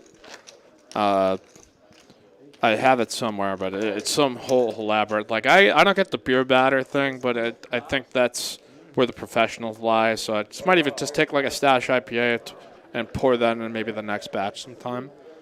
I've mixed in habanero peppers sometimes, the jalapenos, just let it sit in there while it's slow cooking, just a little extra kick into it. Mm-hmm. How do you feel about spicy chili? Like when you take a bite, you're like, I've tried to keep it mild enough that I can consume a large, multiple doses versus feeling like my mouth's on fire. Yeah. Like if I was maybe doing it for a crowd, and it'd be like, here, everybody's gonna have one bowl. If it's like for my own enjoyment, it's try adding maple syrup. We got a dealer change here. Yeah, I've heard saying root beer. That sounds like. Yeah, I've heard the maple syrup, the brown sugar, the peanut butter is a little bit on the other others. Yeah, it's a little bit of a different piece of the spectrum, but I have heard both of those. I know that there was one other thing that someone did one time. Maybe it'll come to me, but it was bizarre. It was like, this doesn't belong in chili, but they swore by it, and I believe I tried it. I'll try to remember what that recipe called for. But anyways, hope you're all enjoying our random talks about food and sports and other such we things. Bring it to poker, but sometimes we want to touch on things that people are also on the pulse of it. They may not know. You might have the secret answer here to the best of all time, and that's kind of crowdsourcing in a nutshell. Ground turkey, beet cube, hot chili beans, onions, celebrate. Yeah, that's all. Yeah, that sounds like good chili right there. Damn straight. SS Theg. Maybe a chili contest here on the stream at some point. The world's our oyster here at this. Especially if we've got folks here who feel like they really know their stuff, or folks that make their living doing it. Yeah, we got E. McKenzie here saying thank you for the mug shout out. Hope you both play during the day. I would love to, but in fact I'm going to be down in Florida playing in that WPT main. So hopefully you crush it here, make some good money for charity. Hopefully I crush down in Florida. And hell, if I make some good money, I'll donate some to charity myself. So hopefully we can do some good things for the community. For the Derek Zoolander kids who can't read good institute. Yeah, absolutely. I'll put some money into that, maybe a human fund. And then we've got Stephen Tixay here saying he's suggesting coconut milk into your chili. I don't know. That might not be terrible, but it's one of those things where I feel like that's a little bit weird, bro. Like, have you done it, or are you just saying it to troll? Because that's a little weird. I think like the universal ingredients are probably agreed on to a point. You're just like, okay, what different variants out there that you might not expect? That's what I'm kind of trying to pull our audience for, to see if, man, is there a missing ingredient we don't thought about before? Okay, we got Eric here into the chat. Ooh, Action Eric. Yes, indeed. And he's sitting down to the jiggities, and his opponent has 6 eyes. So, yeah, I'm pretty sure Eric is going to win, and indeed he is. So Eric sits down. He wins a hand with the jiggities. And, all right, we got ourselves a full table. Jasmine sitting down at the bottom of the chip stacks, 1.1K. Yeah. Dive back in here to the chat. Coconut is very common in curry. Okay, yeah, that's definitely true. I mean, so yeah, I mean, chili is one of those things where you've got like your standard fare, and then it's, the sort of interesting ingredient that really takes it over the top for you or the people that you cook it for. And certainly for super producer Carolyn over there, it was the carrots. As soon as Mike said carrots, she was like, "Oh yes, you gotta have the carrots. You gotta have it." So everybody's got their own little thing. So, all right, here's a hot take or a hot question for you. Boom. So you put turkey in this one, but if you were gonna go not turkey, would you go ground beef, sausage, combination of the two? And have you ever put bacon in your chili? I was contemplating that while I was in HEB, that I was thinking about different meat choices. Apparently, it's like the leaner meats are just better for it. Bacon sounds intriguing. Sounds like you would have to make quite a lot of it. that. Well, it wouldn't have to just be mean, bacon, like not like straight bacon. With turkey, it's just a different, like, you feel like you're getting more of the veggies in it versus like the meats. So like the over the top, like what makes it really good tends to be all the seasonings with it. Whereas like when the beef part of it is, I just love a good, like hamburger meat. I don't know what the hell I'm going with this, but lean ground beef tends to be the most common. Yeah, that's what I use usually. Yeah, I don't think you go wrong with that.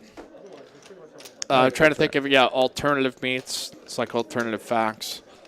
Like some sparrow meat. Yep. Yeah. Maybe some raccoon. Maybe some badger. I've never eaten a badger, raccoon, or sparrow, so I don't know. It could be good. It's gonna. Maybe you don't know people from Montana then.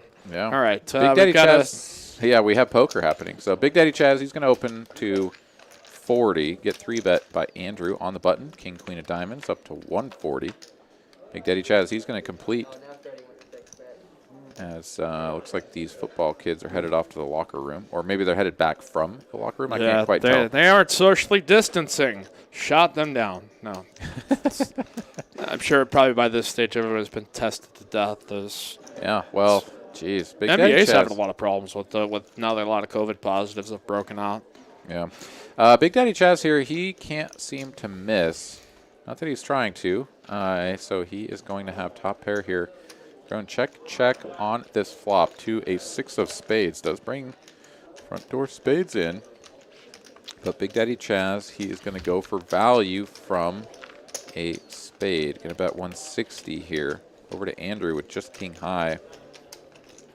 This is one of those situations where you try to think of what your opponent could have that you beat and compare it to the number of hands that they have that you lose to, and you're just like overwhelmed by like, oh God, all the spades and all the pairs and like aces. And, okay, I just fold. Yeah. And you move on with your life, and it was the correct fold. But it is kind of funny when you're in that scenario. You can see it on the live stream, and somebody is just going off with like, oh, I got Jack 9, of nothing, and I bet. And that's the spot you put your opponents in sometimes. Your range is just so much stronger. You can bet with impunity, get it through. But in that case, Chaz would have not minded a call. In any case, we're going to continue here. TCH Live Monday. 5-10. Oh, we were trying to do the Monday. No, I wasn't ready. I didn't know I was starting it. It was like when you didn't know you were starting the wave by standing up to go get some nachos. You're like, wait, damn it. Where's the rest of the crowd joining me here on the wave? Sometimes they sneak up on you. Okay, Gary Smith, sausage and ground beef for added flavor. The ranch-style beans, tortilla, diced tomatoes, onions, chili powder, garlic, salt, just basic. Yeah, and that's the thing. It's not very complex. It's just sort of like, it's just a very exciting feeling to stuff here. They're 6 to 8 hours. My sister's boyfriend actually used, what was it? Brisket. Like, it was brisket meat. Yeah, it's just that she didn't like it, but, like, he thought it was fantastic. Oh, so here's brisket sounds amazing. That does sound compelling, but that's a long process, I would assume. Or just like you cruise over to Rudy's and like pick up a big like batch and just sling it in there. But that did remind me. So there's one thing that from that last little thing from Gary Smith there, the ranch style beans.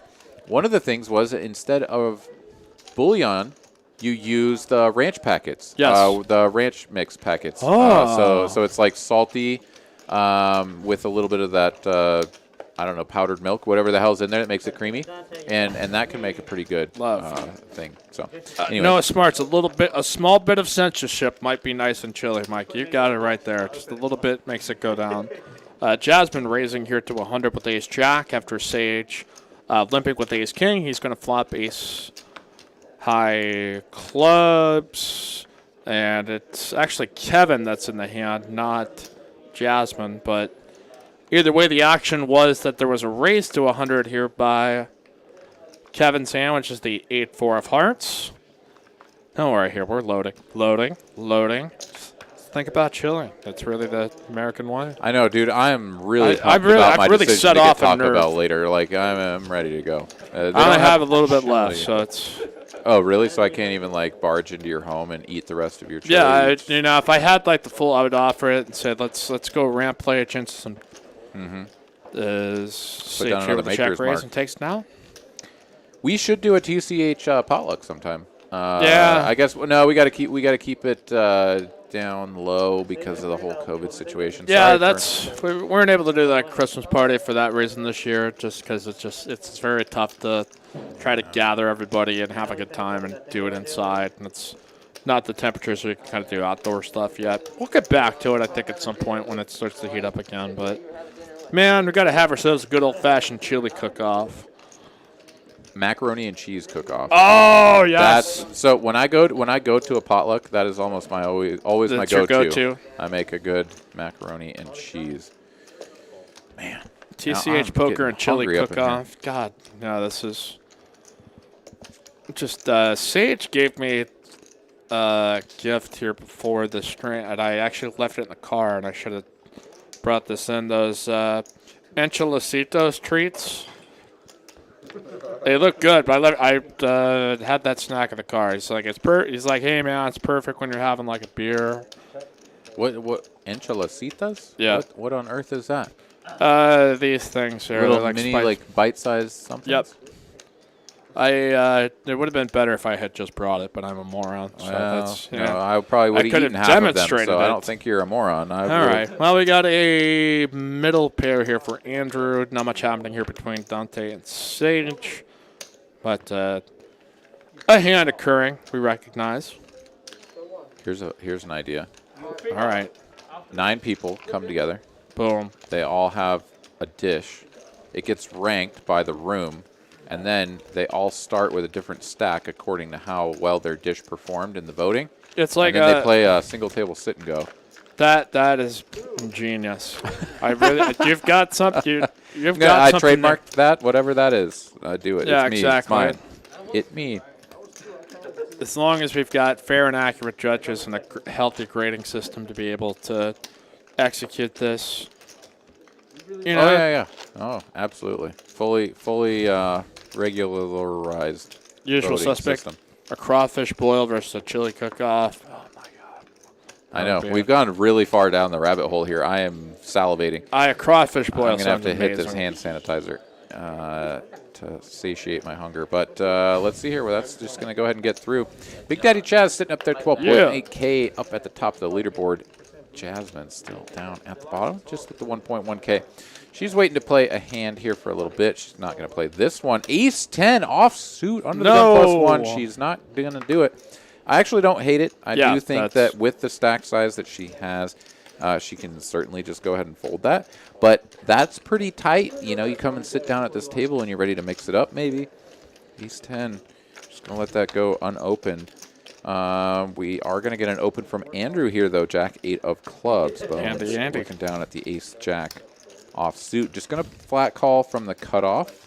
Against an early middle position raise. You don't need to 3-bet the ace jack every time, so he's just going to call. And he's in dominating position here against Andrew, who is going to flop with gutter to the queen high straight. We're going to go check. Double gutted here, right? 6 or 10 here for Andrew. 6 or 10 now for Andrew is correct. Bones here with the best hand, ace high. Going to be pretty tough to continue, though, now that this delayed c-bet comes through 125. And indeed, Bones going to let it go. Andrew takes it down. Nick from Human, this is effing torture listening to food. I'm starving now. Hey, I feel you, man. I just had one bowl of chili before I came here. Just get myself all toasty. And now I'm just thinking about how I'm going to make the next batch, man. Just moving on here to the next batch, see what else we can shake up. But, all right, we continue here. We've got about 550 of you awesome folks piling on in. Make sure to click subscribe. It's our next journey to the 14K subscriber mark. We can do it. Don't forget, again, quad deuces, quad threes here. Quad deuces tonight, all the way through the end of the night jackpot. And then if that does not happen, $400 rolling on over to tomorrow. Quad threes here at Cash Games at Texas Card House for rules and details. Check out texascardhouse.com. I've got a question. Hopefully I have an answer. Does the quads jackpot end at midnight? I don't believe that's the case like it was like the high hand of the hour. I believe that's just, up until, a Texas Card House is open. So, but at midnight, does it change to threes? No, I so think it's 2 until the doors close, And then the next time the doors open, Yeah. it will be 3s. Okay. Yeah, cool. yeah. Glad you guys could sort me out on that because I was like, oh, that's What an if I get interesting quad 3s question. and you hop back on the table and you're rampaging and kind of hammered and they demand to speak to a manager where Aaron goes into K-Aaron mode? Yeah. Karen starts suddenly growing a short haircut, gets a little dog in your purse, and Just Just a have them whole there. lot of misplaced anger. Yes. just quoting Nancy Grace. Like, I saw it last night.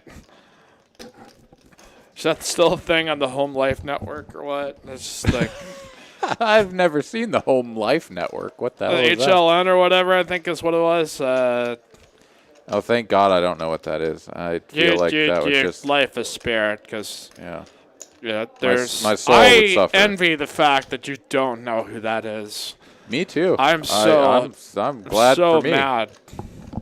I kid. We've got a 3-bet here from Eric, King, Queen of Clubs. Couple of calls here from Adam out of the small blind. Bones here with a couple of 7s in middle position. He's going to play this one, man in the middle style.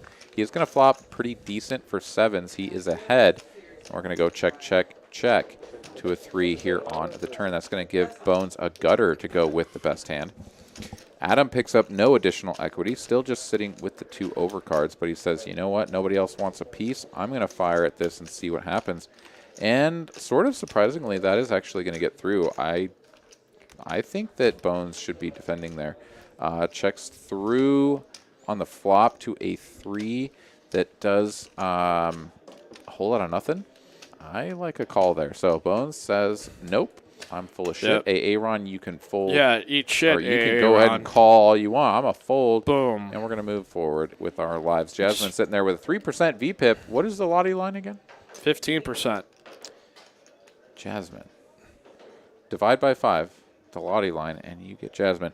She's been here for, I guess, long enough to get 3%. That must be, what, 1 out of 17 hands or something like that. So Jasmine not playing a lot. We did see her just fold the ace-10 offsuit from early position.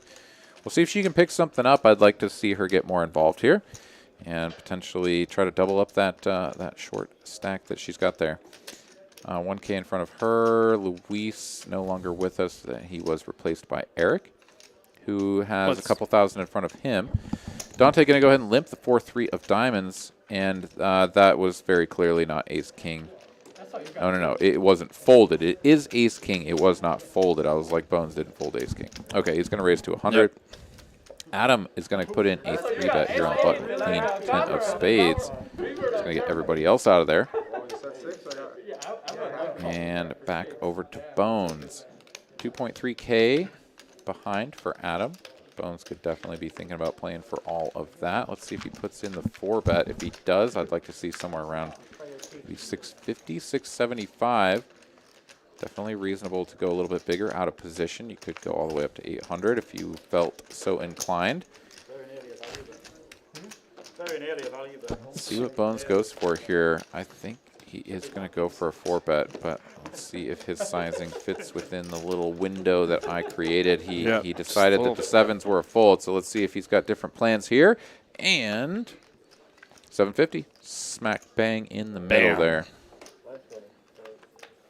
It's back here to Adam position. Will not continue.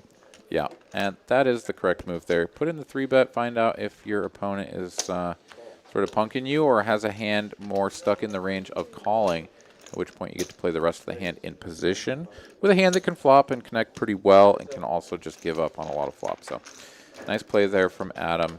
Bone's going to take it down. We'll continue here, TCH Live Monday edition. Thank you all for joining us. Yeah. And thank you for bearing with us through the technical difficulties that we have had the last couple of sessions. I mean, we've been doing the best that we can. We've gotten things working, but still just always some kinks to work out. And we will get this ironed out. We'll make sure that this doesn't occur in the future. But thank you all again for coming along with us.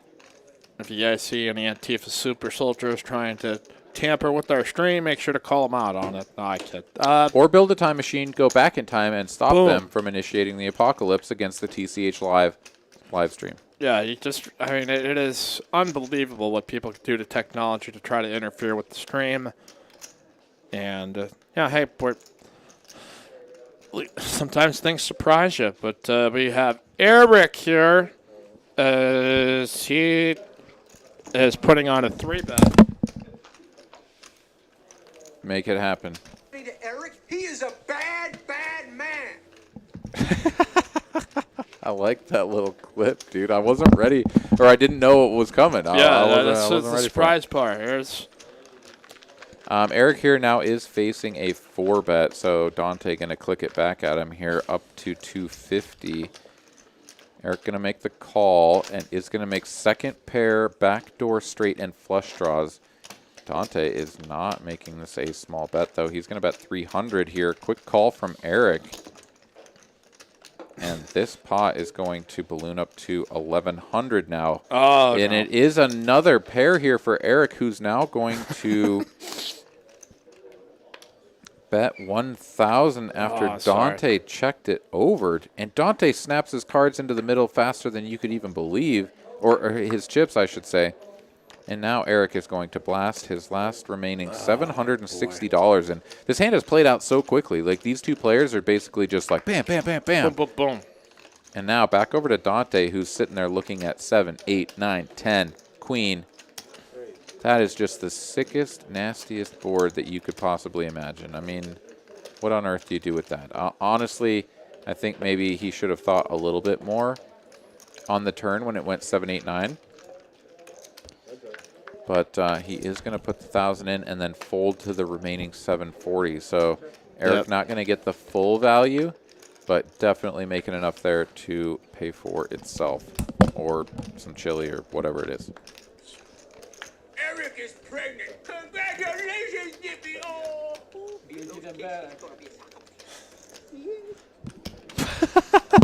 How on earth did you come up with that one? I was just scrolling through the old quotes here from one of the greatest movies, 90s. I don't know, maybe that was a hit or miss. I hope it made a chuckle, but It made me laugh, that's for sure. I was like, what on Eric earth is is this? pregnant? I always love the best part of that is when like he lifts up his shirt and it reveals that the shirt that he's wearing is actually Carl's and it has Carl's names on it. I think I tried to do that for a Halloween costume one year, but Nobody understood the reference. or maybe I just didn't do it well enough. I'm just trying to think back in my history, but Victoria saying the pre-tip is scientifically proven to work. It's you know, we got a scientist right here, Aaron. Is this true? Do you back up this claim? Honestly, the pre-tip is not something that I've mixed into my game, but I've thought about it at times. And honestly, it's one of those tricky things where it's like, okay, do I do this when I'm strong? Do I do this when I'm weak to indicate that I'm strong? Do I do it right? Like you get sucked down that rabbit hole of like, how do you do it? But Eric definitely did it there. He's like, I mean, I got the nuts. I got 2 pair, and like my opponent just always has aces. So like here, I'll just throw you a tip, and when I get paid off the last 740, I'll maybe throw you an extra 5. Speaking of action here, we've got Eric with top set, open ender here for Bones. Small raise back to him. We'll go here to the turn, open ender Bones, top set for Eric. Yeah, another 3 here on the turn. That's going to go ahead and bring Eric the unbeatable hand with 9s full.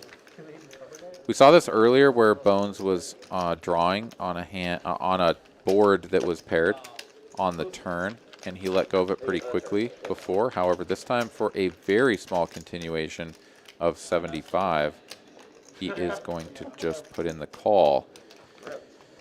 Here on the river, though, it's another 7, and Bones done with it. He says, don't even worry about it. You win.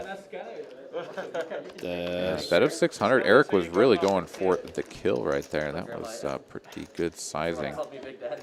And I like it. Basically saying if you have a 7, you're going to pay me a lot of money, so bet big. Nice little bet there from Eric. Unfortunately for him, his opponent didn't have the goods, or what he would have thought was the goods, and he's just going to let it go. I'm just now scrolling because I was thinking of Bones. I'm like, God, what is this game I used to play on NES way back in the day? It was called Skull and Crossbones. Wait, was it a pirate game? Yeah, it was a pirate game, and I'm like, how did it's kind of the same premise of like all these kind of games that were rip off of Super Mario Brothers. You jump up and collect coins and get weapons and all that. Oh, wait, that's not the one I was thinking of then. There is a Skull and Bones game, but this is a different one that I'm thinking of from the early days of NES gaming. But let's see, Victoria saying I've retired from live streams. All right, folds over to Kevin in the cutoff. He's going to go ahead and put in a $40 raise with the ace-6. And Andrew says, no, my ace-6 is better. I'm going to 3-bet you to 140. Everyone else going to fold, and it is a tango between two ace-6 offsuit hands in late position. Both players likely aware that their opponent could be up to no good. Yep. And they're both going to flop a pair of 6s, so this could be very interesting. This is one of those things where it's kind of like two gunslingers out in the street, you know, and they both draw, and it's just sort of a matter of who gets lucky and actually connects. I'm just going to drop that analogy right there because we're going to go check bet call to a queen of hearts here. Check again. Andrew, does he continue putting chips in the pot? He is going to. 1/3 pot size bet here with the 3rd pair. One would generally think that if you're going to bet, you're going to do it for value here. Kevin not going anywhere yet. He has definitely shown a tendency to be sticky. We got an 8 of diamonds on the end. If this doesn't go check, then I'm walking out of the booth. Yeah, scram.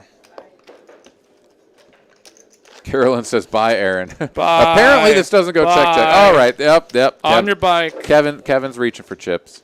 He's going to turn his 6 into a bluff. And, yeah, I'll be back in a few. All right. Yeah, well, to say goodbye to Aaron, he's just a man of his word. And don't let the door hit you where the good Lord split you. No, please don't. I hadn't heard that in long enough that was comedy gold right there. All right, Andrew, can you find a call here? That would be just absolutely bonkers. If he finds a call here, I'm going to do a lap around the building after I walk out this door. Carolyn's going to be like, well, enjoy your exercise. Yeah. It's like you just keep upping the ante on what I'm going to do. While this hand tanks I out. will drink half this bottle of hand sanitizer, do 15 jumping jacks, and slit my own. No. Okay. I'll take a shot of bleach. I'll run headfirst into the wall. I will parkour off table 9 at TCH. And smoke a Tide Pod. Bam. If Andrew calls here, that's all prefaces on this. So it's. Oh my God! He's got boy, all right. I'll be back in like 5 minutes. All right. Got to drink some bleach here. Yeah. I'll be back later. All right. They'll see it's a chop. As Aaron will actually take a little breather here as we start the second half of Alabama versus Ohio State. Roll Tide. Roll damn Tide.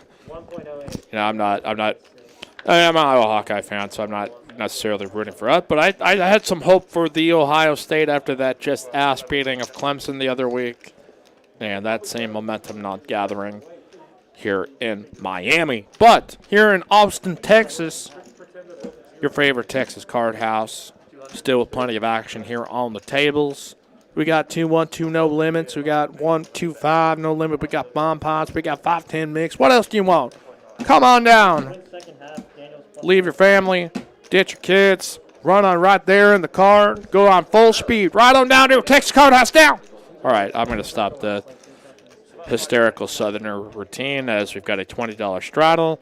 Eric popping into the game here. And looks like we've got plenty of shiners being consumed by all. As we will go here to the button with Dante limping with Jack 10. Jazz here with a raising hand out of the $20 straddle. And back we go as Ted's up here.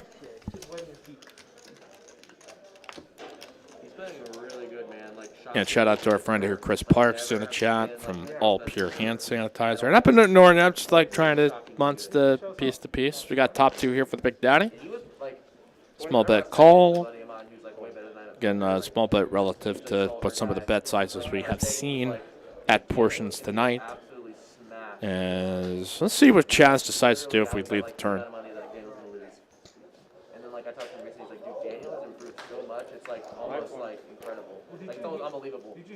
Bet call. King here on the end, so King's full here for Chaz. played like the most basic. See if he checks to induce a bluff or goes for value town. He didn't fuck with his sizes, so he was very explosive. It's probably hard for him to construct a couple of hands that maybe that Dante can have here that limp call all the strings, but he's going to try. He's going to push in for Dante's remaining amount, but Jack 10 high, no reason whatsoever to continue. All right, 128 likes. Let's see if we can get up to 200 here before the end of the night is. I'm sipping back here on some Makers and Mark. Not getting too into it here, but it's rather tasty. And we don't need to pull Aaron's arm anymore to get him into ingest some more alcohol. But we appreciate the love and support that you give us here on a weekly basis at TCH Live. Monday, as always, 5-10 game now, as we bumped it up from 5-5. Tuesday now 2-5. Start with a 1K max and then match the stack after the first hand. Then Sunday, our $170 mega stack freeze out. That we do TPM and then the final table stream. So keep on the lookout, subscribe. That way you can stay up to date on anything that changes here within our programming, either by visiting at tch.atx or at Texas Card House on Instagram. And TexasCardHouse.com. As a raise up by Kevin. Up to 75 as the straddle out. Eric now here with the 3-bet out of the small blind.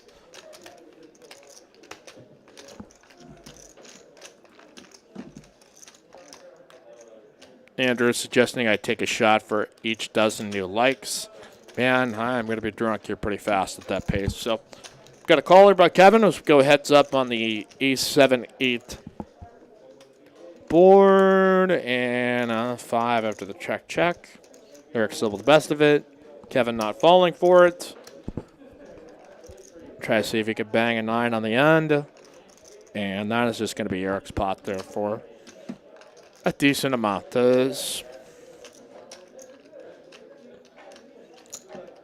Keeping up with our chat pros and legends.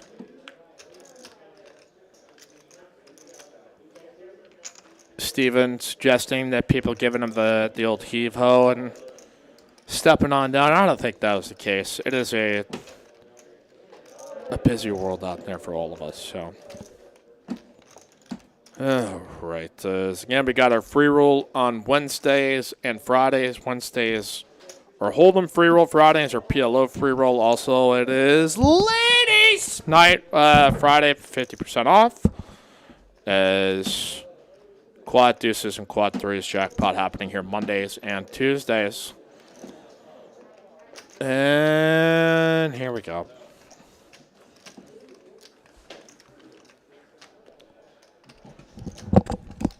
Man, it's cold out there. It is. Did a lap around the building like I said I would. Yep. I'm back. Man. And hardly panting either, so, that's... I don't know if you were going fast enough, but if it was a casual stroll, I'll accept it. I pogo sticked, so Boom. I didn't have to put in that much effort. Oh, really? Yeah. What do we got here? We got Dante raising it up to 50. Yeah, and Bones. Bones here in the cutoff putting in the call. Not the flop you're looking for with a couple of sixes. Dante here is going to check, though, so we get to go check. Not a scary card for Bones.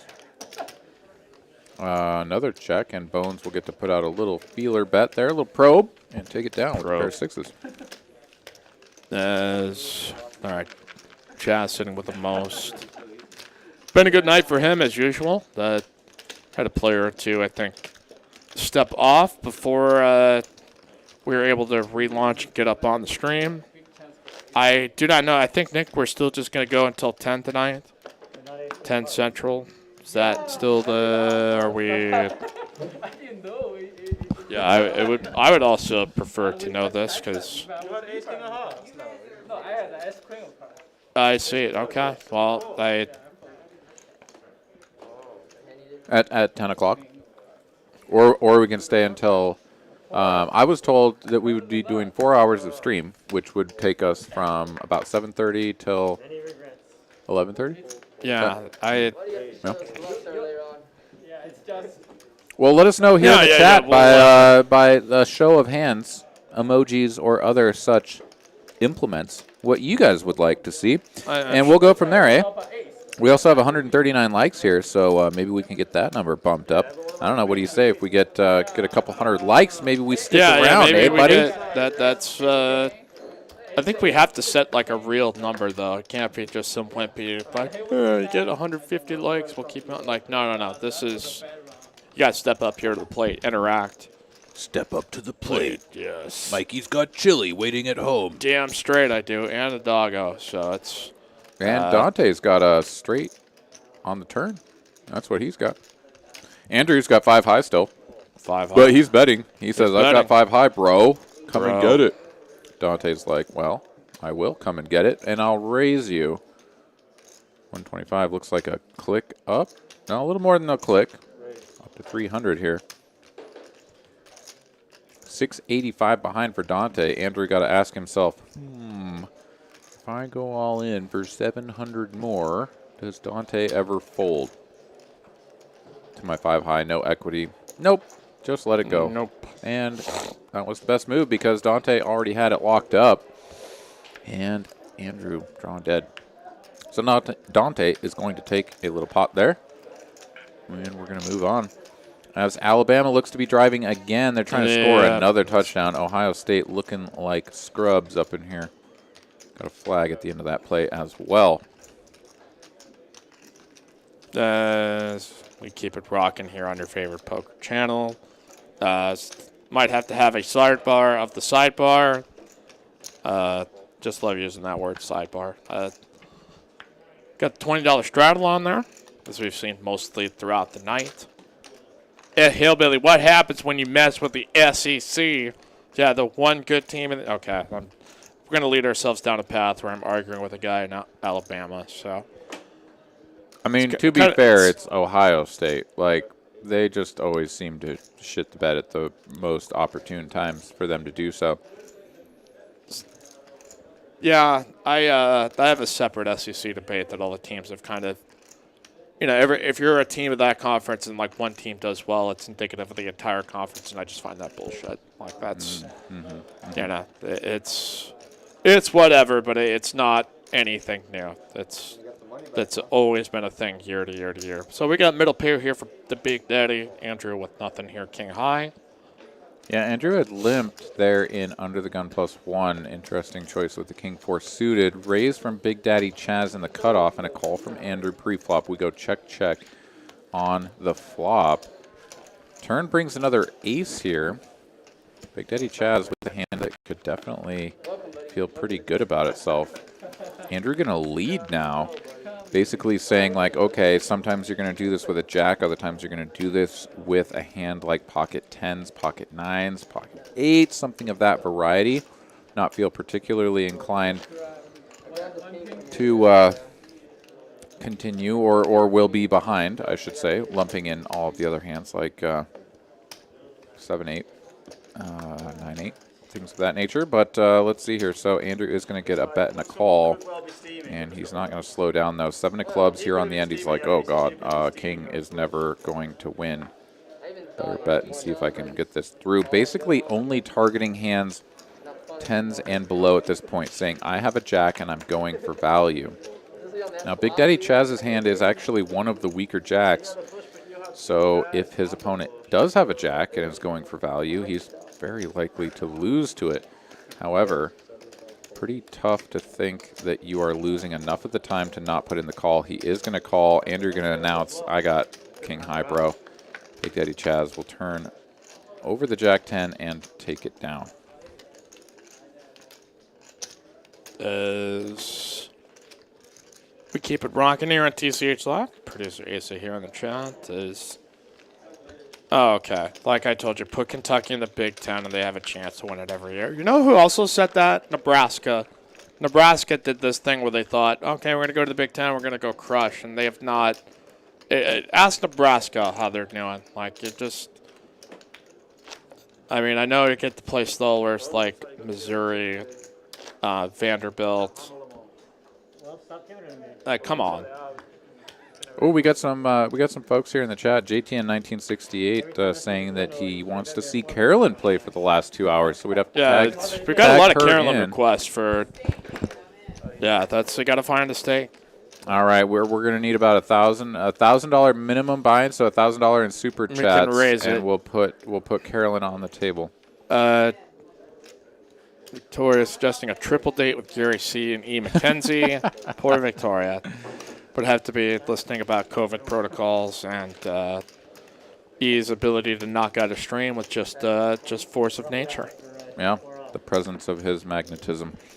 As Sage here, he's got a couple of jiggities. Eric with the ace-queen suited, and Andrew with the goods. He's got 2 black aces. 4-betting to 425 from the straddle. This is a cold 4-bet after an open and a 3-bet. Eric now ace-queen of hearts. This is a type of hand that I've honestly seen Eric go a little bit bananas with. Bananas. But this time he's going to think better of it, and he's going to let it go. Doesn't like the cold 4-bet. Sage, though, he's not done with this, of course. He's got the jiggities. Yep. He needs to see a flop. He's going to be in position here. A couple of jacks against the 2 black aces of Andrew. There's a couple of flops that could be just absolute dynamite here. Both of these players very deep. Effective stack 7.7K. Going to get a 9-high flop, couple of hearts. Sage, no heart in hand. This could entice him to continue. An overpair with no heart blockers. Also does have backdoor straight outs in case he is up against a hand almost exactly like this. Steven Tixay dropping a $9.99 super chat, chipping a chair for Carolyn. Fantastic stuff. We're going to get her out there in no time at this rate. She's got a big blind. At least. I think we can allow it to post.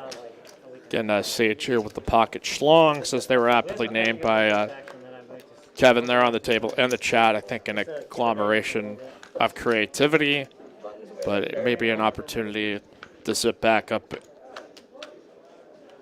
and retreat here for Sage with the old pocket J's. Yeah, down bet here from Andrew on the turn.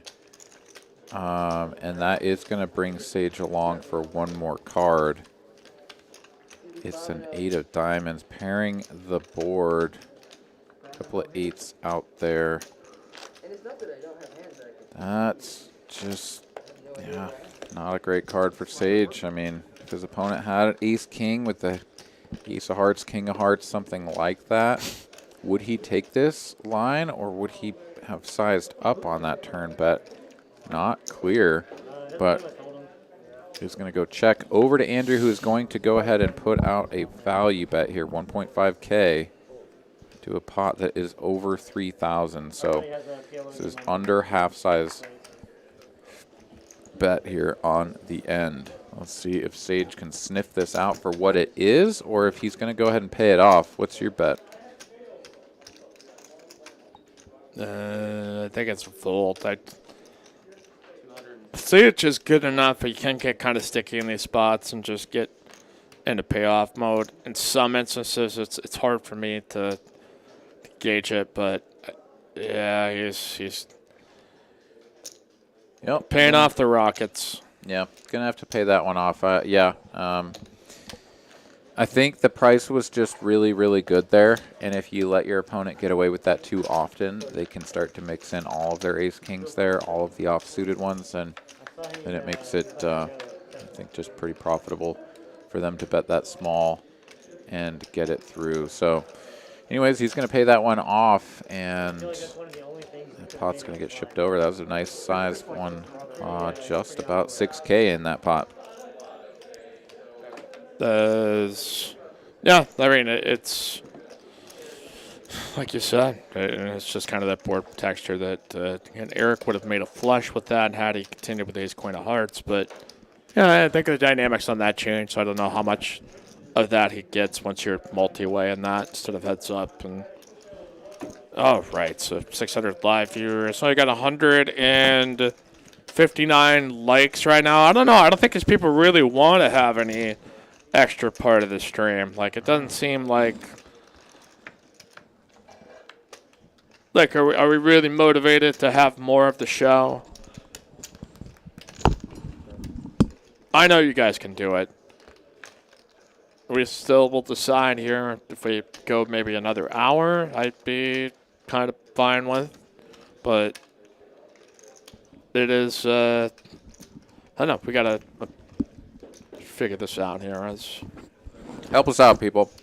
Yeah, you make the decision for us. That is, you take the decision away from us, and it is your overwhelming support and influx of energy could be the saving grace to give us some more TCH Live overtime. As, boy, we got a hand here. Top pair flush draw for Sage. We've got a straight draw, straight flush draw for Andrew. Adam with top pair, best kicker of the bunch.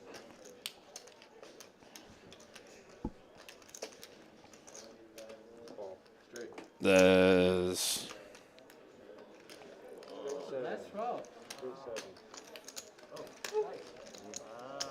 interesting comment here from Andrew Province saying Jack is a better call than King. I agree with that. Let's circle back to that because I think that's interesting little point there. But we are going to get a raise to 360 here from Andrew. Call from Sage.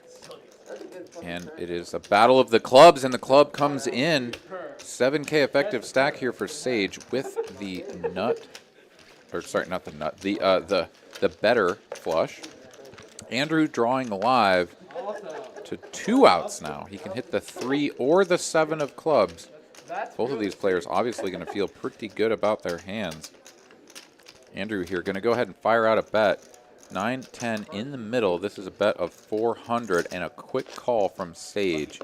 Going to a river unless it's a 3 or a 7 of clubs. Sage is going to take this one if we get to showdown. 9 of diamonds here on the end. Meaningless pair for Sage. Andrew with the 5 high flush. Very likely going for value in his mind. And it should probably go for a fairly polarizing bet. Let's see if this is up over the 1K mark. 800. Okay, so he is going to keep this relatively small. Gonna bet 800 here. Now over to Sage. How big does he go on what will certainly be a raise? That is 2,300. Bet of 800 going up to 23. Andrew should be calling this pretty quickly, I would imagine. 1.5K into a pot that's going to go up to just about 6.5. Indeed, he does. He's going to call pretty quick. Find out the bad news. Flush over flush. That, I believe, is the Yeti cooler of the night. I can't think of any others off the top of my head that would qualify into that. And Sage right there getting a little money right back there, flush over flush. As action's continuing. As JTN, a $10 super chat, trying to post a big blind for Carolyn. All right. She's got a straddle now.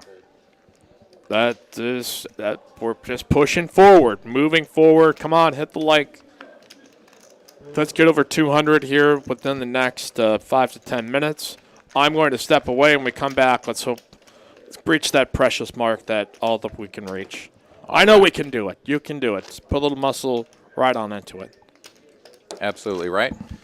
Ron here going to hold down the fort while Mikey steps out for just a moment.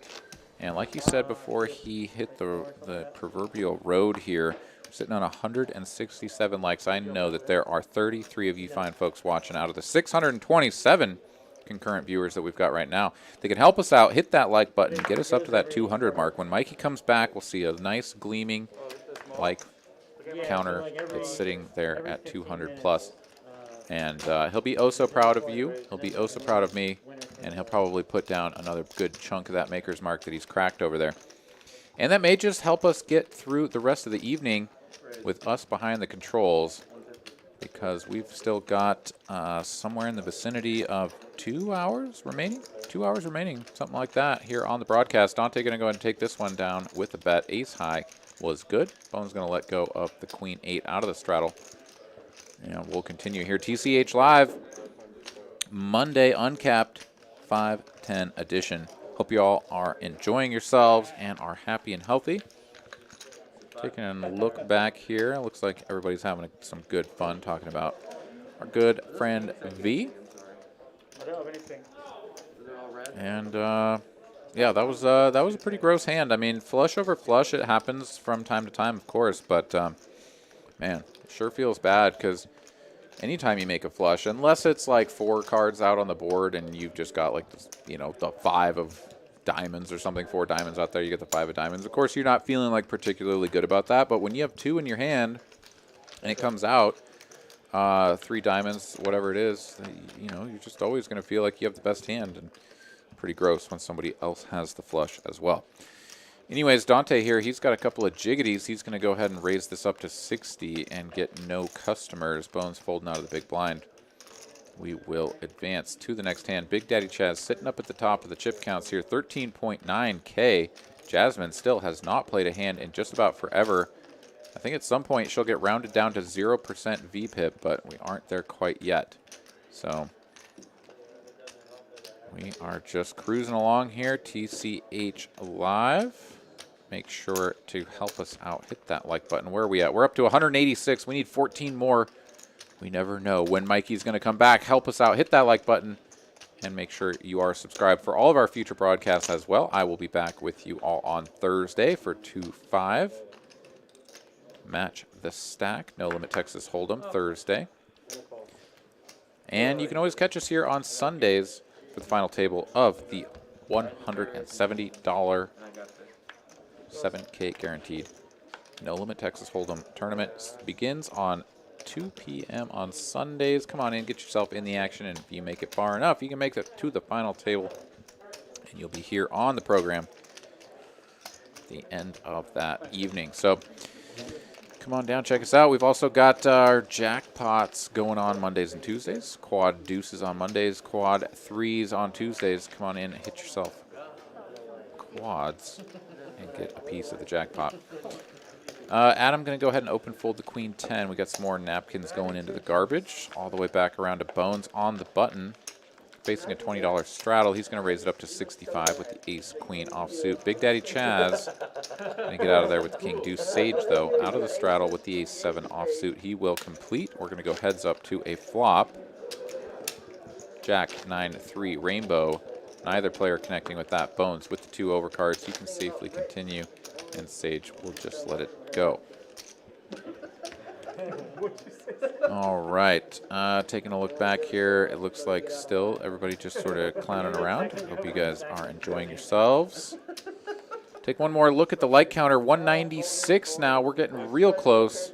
You guys are doing great work. We appreciate you so much. Thank you for stopping on in, and thank you again for bearing with us throughout all of our technical difficulties. We've had a little bit of a rough go of it here recently, but I think as of what I saw earlier, we managed to patch things together well enough that I think everything should be in good working order for Thursday. So hopefully that is the case. Jasmine is going to do her best Jasmine impression and fold. Over to Kevin here. He's got ace 4 offsuit. Too early position even for Kevin to open that hand. He's going to get out of there. Bones, though, Jack 10 offsuit in the cutoff. He's going to raise this up to 35. And action Eric here with a couple of red 6s on the button. He's going to put in the smooth call. Now back around over to Big Daddy Chaz in the small blind. This is a spot where sometimes you can just go ahead and take a small middling pocket pair like this and just go set mining to a flop, but he says no. I'm going to 3-bet this after the open and the call in front. A lot of times going to be able to get that one through and just win pre-flop with the middling pair. But instead, Sage has other ideas. He's got ace-king offsuit, just going to flat call out of the big blind, not looking to put in the cold 4-bet. That is going to allow Eric to come in on the button in position with a couple of red 6s, see if he can pick up a set, and he does. Top set at that. Big Daddy Chaz with the overpair and a gutter to the nut straight. Second nut straight, I suppose. That's likely going to entice him to continue here, but I am mistaken. He's going to check. Sage going to quickly check behind. And Eric now with top set, he's going to go ahead and fire out a wager here. 600 to go, 600 into a pot of 800. And Chaz, it's almost like he sees something going on here. Maybe the quickness with which Eric fired that bet out there. He's not going anywhere just yet, though. Gonna go ahead and call here. Again, got the overpair and the gutter, and my God, he hits it immediately. And not only does he hit the straight, he's got the open-ended straight flush draw to go with it. It's a 7 on the end. So now this is actually going to be a chop pot. This is unbelievable how this hand is played out. Big Daddy Chaz went from 0 to hero to, like, I don't know, the weird Siamese twin guy who gets half the pot with a set on a straight board. He's going to bet 1,300 maybe? 1,400. Bet a 1,400 into a pot of 2K. Back over to Eric, who's looking at chopping this thing. Got to put in 1.4K just to get his 1,000 back out of the middle. He's already had a hearty chuckle, so he's getting some amusement out of this run out, which I definitely don't blame him. Big Daddy Chaz sort of feeling amused in his own way, kind of at this point, just like, fold, so I don't have to give you half this pot. Eric says, no, I'm going to call. And here we're going to see the 7s. Eric's like, you can't believe how lucky you got on that turn, and then how lucky I got on that river. Like, what on earth just happened? So, there we go. Runs out 4-7, puts a straight on board. Both players with a set, and both players going to get half the pot. So, what a really crazy run out that was right there. And, yeah, we're going to go ahead and continue here. TCH Live. Taking a look back at the football game, it looks like 4.5 minutes left in the third quarter, 38-24, with the old Alabama team up on top here and with possession. So, I don't know, any of you Ohio State fans out there? That's unfortunate for you, but yeah, getting wrecked. So they are in scoring position. Top it all off. All right, our boy Mikey, he's back in. Man, that looks like some highly nutritious intake. Really loading up on the vitamins here. Yeah. Vitamin oatmeal. Vitamin oatmeal cream pie. Mm-hmm. Yeah. Yep. I think that's just a part little of the extra food pyramid. push to get us through the last it takes. And you just housed an entire rain. Is that two? Did you house both of those, or was one of those an empty from before? This was pre-broadcast rain. The second is during. And this is just in case. So isn't there an FDA warning like against doing that to yourself? I mean, hey, Aaron, do I look like a person that's going to listen to what the government tells me what to do? You ain't going to tell me what to do. If my heart wants to explode for the love of TCH Live, then the good Lord has given me the opportunity to do so.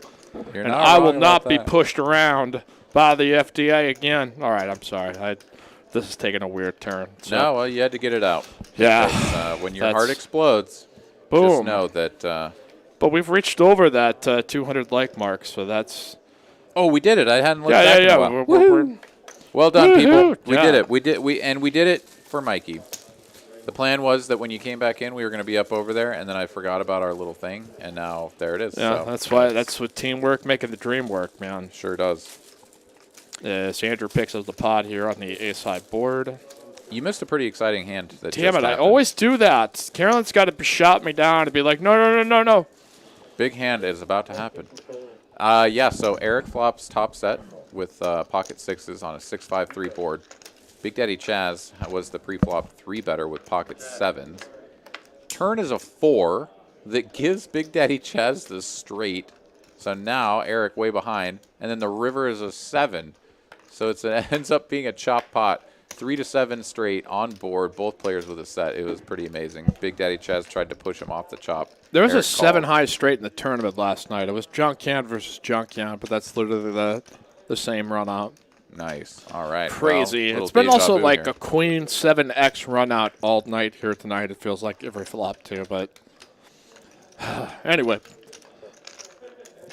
Appreciate you guys joining us here in the chat. It looks like Alabama has scored again, so that is coming an anticlimactic national championship game. Who would have thunk it? Alabama crushing in the biggest stage. So, all right, now we got a 3-bet here by the Big Daddy in the cutoff, and Bones had been the opener, and Adam now at the 10-4 saying enough is enough, and gonna flex on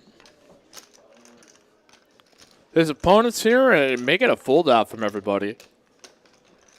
Unless Chaz sensing, all right, hey, buddy, I think something's up.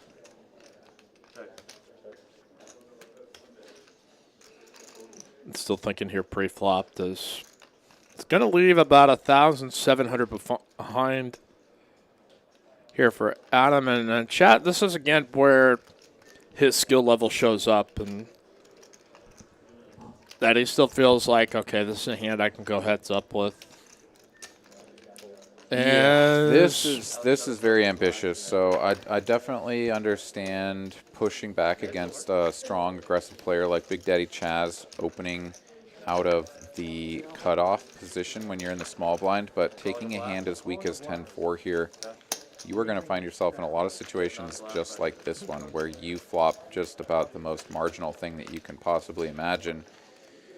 But he is going to continue, and Big Daddy Chaz here with just 2 overs in the backdoor diamonds. He does have backdoor straight outs as well if it comes exactly 10 queen. Pretty tough to continue here, but bet a 425. And Big Daddy Chaz is not going anywhere just yet.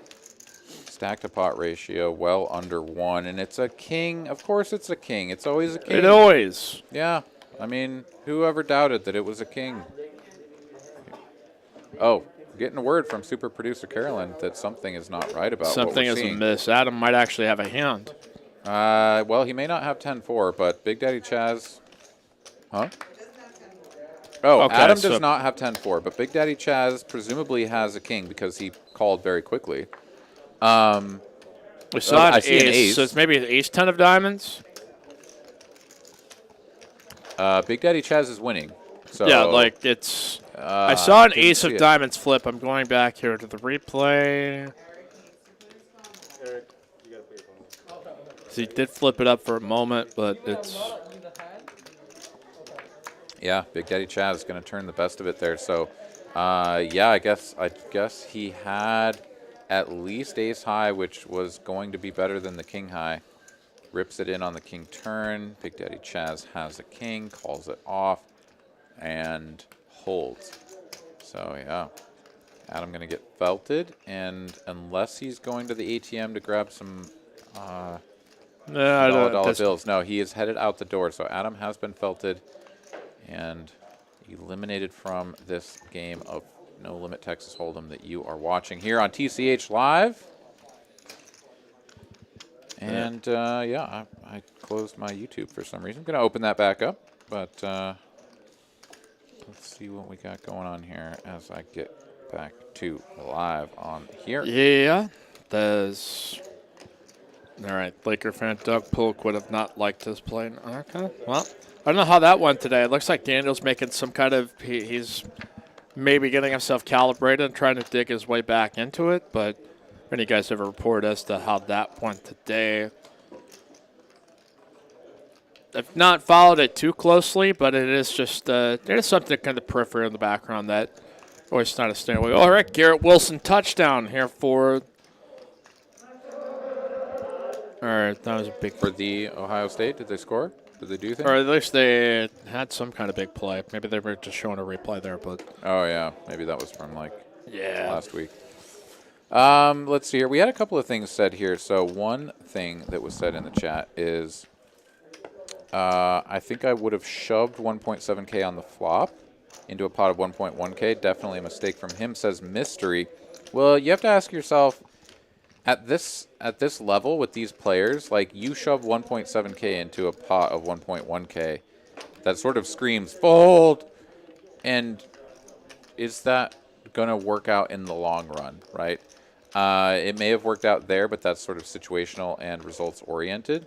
So you got to ask yourself, like, yes, it might have worked right then, but is that generally a play that you're going to want to take? And especially if you have value, let's say you've got a hand that you actually want to get called. Are you just going to pile it all in and hope that your opponent calls off with a worse hand? I'm not too sure. In any case, we then have Mystery saying, following up that, with you don't bet small on someone who likes to float. Well, let me take that at you again. Let's say that you have a hand that wants to get value, a hand like pocket aces, something like that.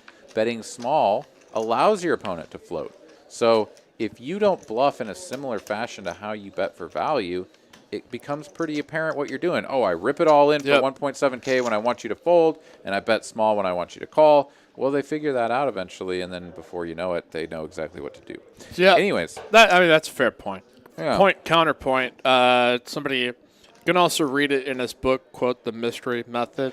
No, that has nothing to do with poker, but I just couldn't help but make that reference. And let's see, why is the King Jack of Diamonds infamous in Austin? There is one player that particularly owns that hand and suit. I don't even say her name, but No need. it is one that is infamous in our circles. Sage going to go backdoor clubs. So Big Daddy Chaz does not always get his way. However, he has probably one of the exact worst combinations of hands that he can have here. No, that's not exactly true. He could have the ace something else of diamonds, but in fact, or queen something else of diamonds. So he is just going to let that go, though, but Sage backed into the queen high flush. Going to bet and take that one down. Yeah, King Jack of Diamonds. That's a sometimes good hand, and sometimes it'll do other things to you as well. Anyways, let's continue here. TCH live. And Victoria with a question. Can we just set up this heads-up match between Steven and E. McKenzie? I don't know if he's in the heads-up for rules games. Maybe someday that could be a dream, a heads-up tournament here at TCH with it streamed at the end. But that's, one of the list of many ideas. If you always have your suggestions of things that would make our stream cool or it's something you'd love to see, always leave us here a comment, following. We check these out. We look for your feedback. We love to hear from you, what you love and what you'd love to see. Well, Big Daddy Chaz sure loves to see two black aces. He's been very active tonight, and he gets to go ahead and raise up. And let's see if anybody has a piece. Bones here in the straddle, $20 straddle. He's going to complete 55, and he's actually got a pretty good hand to crack aces with. Jack 10 of clubs. Well, you don't crack aces on that flop, though. And you don't make friends with salad. And you don't cross the road without looking both ways first? It's a kind of more obscure Simpsons reference. I wouldn't say semi-obscure. And that's kind of my problem. I'm sorry. I threw you off balance. Since ace is full, that we already knew this thing was going to be over and done with, but... Yeah, interesting that Big Daddy Chaz bets so quickly there. I mean, so this is one of those little metagame things where it's like, well, that range just like that flop benefits my range so much, so I can just c-bet with literally all of my cards. Yep. And then it's like, well, do I actually balance that by betting when I flop the freaking straight joint?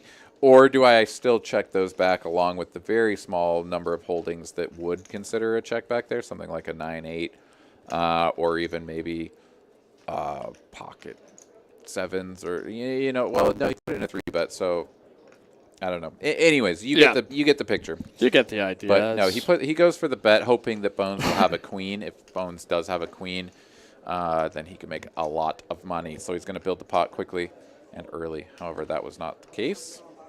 That was not, but yeah. Jasmine continuing to fold. She really just has not played hardly any hands. She played the aces the one time. I think someone pointed out in the chat, did she really only play the aces? And I actually think that might be the case. So we got a 3-bet up to 150 from Kevin. The cutoff, ace queen.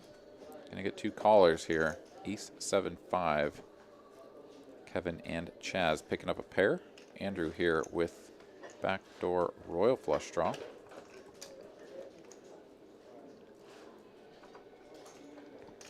Check to Kevin. He's going to c-bet 175. Andrew going to peel it off. Interesting choice there. And Big Daddy Chaz actually with bottom pair and backdoor diamonds. Backdoor straight. 9 of spades, not the card that Chaz or Kevin were particularly... Well, actually, that's a good card for Kevin. What I should say is that Andrew picked up just no equity. So Chaz and Andrew not looking for that 9. Kevin here. Check to him. He is going to check this through. Interesting choice. And he's just going to take aces up here on the end. Big Daddy Chaz with the bottomest of pairs here. Very unlikely that he thinks his hand is best, but he does have the smidgenest of showdown value. Trying to decide what he should do. Maybe a little block bet, something like 150. Nope, he's going to check. Over to Kevin, who can very safely go for value. Got to decide on a size here. If one of his opponents has an ace, sort of a wheel ace, something of that nature, maybe they'll pay off a reasonable size bet, but no, he is going to go big. Betting a full 1,000. Full 1,000. Nope. Yeah, Big Daddy Chaz. Take a quick look there. He's like, yeah, I think I just have a pair of fives. Yep, still just have a pair of fives. I fold. And Kevin will take it down. Yeah, it still continues the blowout here in the national championship game. Yeah, it's been a weird couple of days in sports. We got COVID breakouts happening in the NBA. We are proceeding forward with the NFL playoffs, which should be another great weekend. Doug Peterson fired today from Philly. Belichick not accepting the Freedom Medal, Medal of Honor, or the I can't remember which one. It is down is up is down. So our computer has been stressing us all out. So we're just grateful to be here on TCH Live Monday, a little overtime since we started a little bit later. So give the people what they want. We got our boy Sage visiting from out of town. We want to make sure we get all the action to continue here on TCH Live. Hit the like for your love. Click subscribe. We stream Mondays, Thursdays, and Sundays. Mike Emblett here with Aaron McAvoy, super producer Carolyn, and taking you here through some more TCH Live. We got a couple of ladies. And abrupt woke you up there, Aaron. It did. Well, I was trying to read the chat, and then there were ladies. And I was like, ladies? Where? I like ladies. Two chicks at the same time. Wow. One black chick, one red chick, and Nope. That joke's done. Yeah, we went way off kilter, but that's all right. Big Daddy Chaz here. He's got one black king and one red ace, and he's going to 3-bet to 550. And then on to Kevin here with the Jack-9 of hearts. You can tell he's just in this spot where he's like, I have a hand that I want to play, but I can't call a 3-bet. What do I do? Do I cold 4-bet this? And he's just pained by having to fold the Jack-9 really, of hearts. I have to. Yeah, he hates it. This man hates it, and I don't blame him. Yeah, cross your arms. Do the little neck roll and be like, I was going to win this one, too. I swear to God, Jack-9 hearts wins. He's even getting, like, the tonality of how he would say it, too. Rather kind of infantile and just, no, I kid. But, Steven, you should have a separate stream after midnight, TCH after dark. Okay, then it gets really profane. Well, Big Daddy Chaz continues doing Big Daddy Chaz things. It just hits a king right here on the flop. I'm sure there was a world where Chaz ran bad and we just never saw it, but well, it's the one universe over. Yeah, the next universe over. There's another TCH live stream with two guys just like us, and Chaz just like week after week goes set after over set and just flush. It just like his life is more miserable. Yeah, he drives a station wagon, and it's not great. But yeah, he's just regular daddy Chaz. Regular Daddy Chaz is right. Maybe just infantile Daddy Chaz. I don't know. Yeah. That was not the right word to put in front of But him. it brings to credence to the multiverse. So that's all we're saying. Keep an open mind. But yeah, gonna go bet 450 call. Big Daddy Chaz here. King of clubs, ace of diamonds, 5 of diamonds on the turn. Feeling pretty good about his hand here. Definitely going to go for solid value. This looks to be 1325, 1425 perhaps. Yeah, 1425 here. Over to Andrew now. He still has the gutter. No diamonds in hand, so that's one possible idea of why he might continue. A couple of queens, no diamond. And he is going to call. So this pot ballooning up to 5K, and Big Daddy Chaz, just if you ever had any doubts about the strength of your hand, we're going to go ahead and just give you an ace on the end. And now you got aces up. Now, Andrew has definitely still shown some strength here, right? By Yep. calling 2 streets, it is possible that he would have a hand like 10s or 9s. It's much more difficult for Big Daddy Chaz to have 10s or 9s here, so he does have the nut advantage, but not necessarily the strongest range advantage here. Oh, boy, that's a big bet. Yeah, of course, it's not small in terms of absolute sizing, but relative to the size of the pot, this is a fairly modest wager, actually, here on the end. So 3.2K, solidly going for value and trying to get paid, given the fact that Andrew has 5.6K behind. So not going to do a jam all in and try to get Andrew to pay it all off. Just going to go for the 3.2K here. Decision back here to Andrew.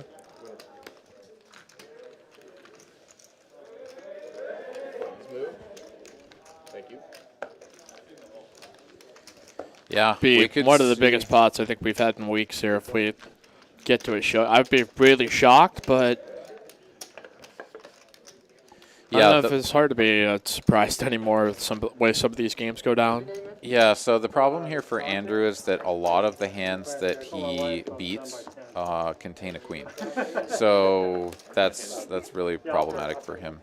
The fact that he controls 2 of the queens, then that forces his opponent's bluffing range all the way into just jacks holdings. So either pocket jacks or something like queen jack. Again, he blocks that heavily. And 10 jack. So he's really just beating a very small subset of hands here. And I don't know. I mean, I just don't know how you find the call here. No, honestly. it's kind of one of those things contextually. Like you wonder if he's trying to gather or read up on, and he's just maybe misinterpreting that. Also, He- queen he's- jack he he's- wouldn't beat. Sorry, of Yeah. course that's a straight. I take it all back. Yeah, But yeah. continue, That, like, continue. but yeah. I mean, that's Before someone in the chat was like, yeah. It's going to come out. Aaron did not understand the combos that he was. We're horrible commentators.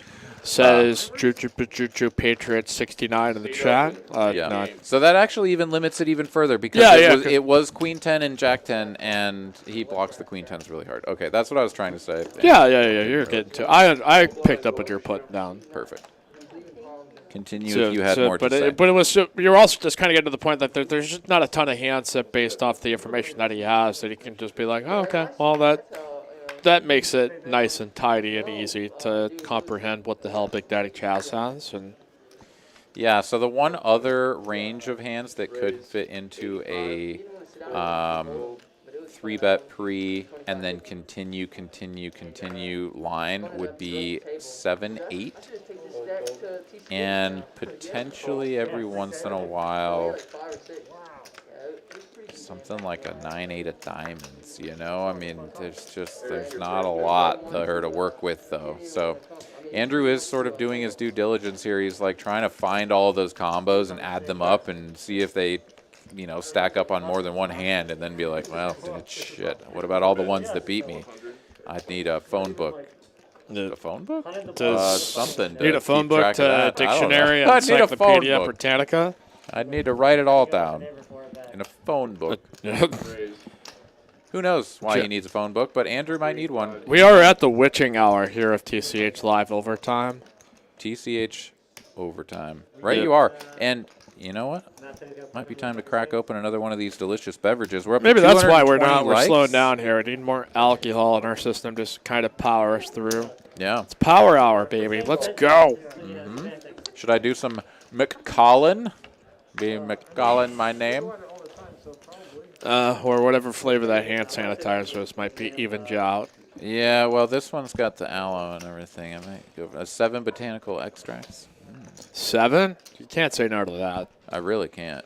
Ooh, I maximum mean, don't fuck around with effectiveness, too. 6, but 7? Yeah. Yeah, that's where it's at. Ooh, made in Korea, too. It's exotic import. Well, I think your decision's been made, man.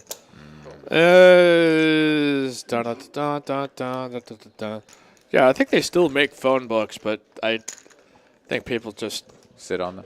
yeah, or they use it to prop up their bed. All right, so at the end of the day, Andrew does find a way to hit the fold button. Big Daddy Chaz picks up another delicious, massive pot. Just That man could do no wrong, it seems. He just runs really, really well around these parts. yeah, for viewership picking up here north of 670. Maybe we just need to bump the hour the show started at 7 so we can help that West Coast crowd There we go. come on in later. On in. Maybe that's a suggestion. I don't know, but Yeah, that's they just finished their Wheaties and That's you know, right. breakfast. all that avocado cartoon. toast and Oof, I could definitely smash an avocado. God, right now. avocado. Avocado Avocado. toast. Who wants to see my avocado? All right, you can see we've gone just off the deep end as always. As have the Ohio State Buckeyes. They are toast. This is. I think this is your opponent has left the match point. Asa agrees. There's a lot there. I'm hoping that I was not rambling about. That makes sense. Words are hearts, in fact, says Nick from Yuma. Words are very hard. Let's see here. So we've got ourselves a dealer change, which means we've got a PLO bomb pot. And that looks like a King 7-5 rainbow flop. Who's got a piece of that? Bones here, top and bottom. Sorry, top 2 pair, I should say. Somebody's got a straight draw to be sure. King 7 for Eric as well. Backdoor spades working. Bones with backdoor clubs working. Anybody got a set? Where's the rest of these equities? 29% here for Andrew with 664. So he's got an up and downer. And he is going to call the bet of 150 from Eric with the top 2 pair. Bones coming along as well, as will Dante. Don't know what Dante has, but presumably you would expect that he's got something like a up and down straight draw, something like a 6-8, maybe some backdoor hearts, something of that nature. There it is. So we've got 7-5. No, so he had bottom 2 pair there. And he's going to turn an ace, so now he's got 3 pair. But that's going to give Eric the better 2 pair, top 2, aces and kings for Eric. He's going to check that. Andrew will check. Dante, check. Bones, check. Check. To a river, 8 of clubs. Going to bring in a straight for Andrew. Eric going to check his top 2 pair again. And now Andrew here with the bottom end of this. But not too concerned. I mean, your opponent would have to have like a 4-6-9 or something, nice, or a hand with an 8 in it in order for the 6-9 to come out and beat you. So he's just going to put out a small little bet there. Everyone's going to fold, and he'll take it down. Nice pot there by Andrew as we continue here TCH overtime. If you're checking us out here for the first time or stumbling, make sure to click subscribe. Trying to meet our next little benchmark here. 14,000 subs. We're sitting here at 13,700. As Mike Youngblood with Aaron, aka Words Are Hard. Hearts on Instagram. I'm at Hoops Mike. And a few new followers. You can check us out, TCH.ATX on the gram. I don't know. If social media is an interesting thing because we promote stuff on there. And there's also just pockets of the universe that and Instagram's not a thing, a Facebook's not a thing, Parler certainly not a thing. So I mean, we always enjoy understanding how our audience found us, either by referral or they saw it on another stream or it just popped up on your YouTube recommends. So hey, just let us know however you found the stream. If you're tuning in for the first time, the last time, every time. Here, feel free to join us here in the chat. As Laker fan, we need Milkman on TCH. Hey, we're hoping for that too. Get him down from Canada. As Aaron takes a good swig of some Jimmy Beam. Oh yeah, just you're living stylishly, my friend. Hey, Kentucky straight bourbon. Mm-hmm. Can't do any worse than that. Well, no, you can definitely. You can definitely do worse. Yeah. I mean. I didn't mean it to sound like that, but yeah, that's words are hard. Words are very hard, and especially after this many hours of troubleshooting and you burned your energy bar quite a bit down because you focused all that brain power into troubleshooting. So yeah, we got to give another applause here to the team for getting this back up. Which I was sitting there at 7 going no, I don't know if this is going to work, but you know what did not throw their hands up in the air and say, nope, can't do it, so we're going to find an effing way. That was, like, admirable. Way to go, guys. Heck yeah. I mean, I wish I had contributed something, but it's like, you guys know better than I do, I think, in some of these spots.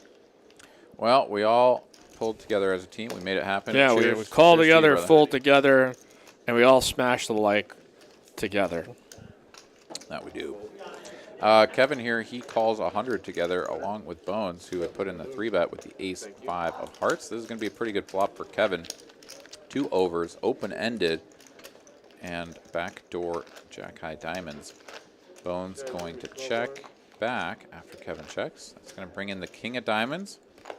That is going to be objectively a better pair card for Bones. Objectively.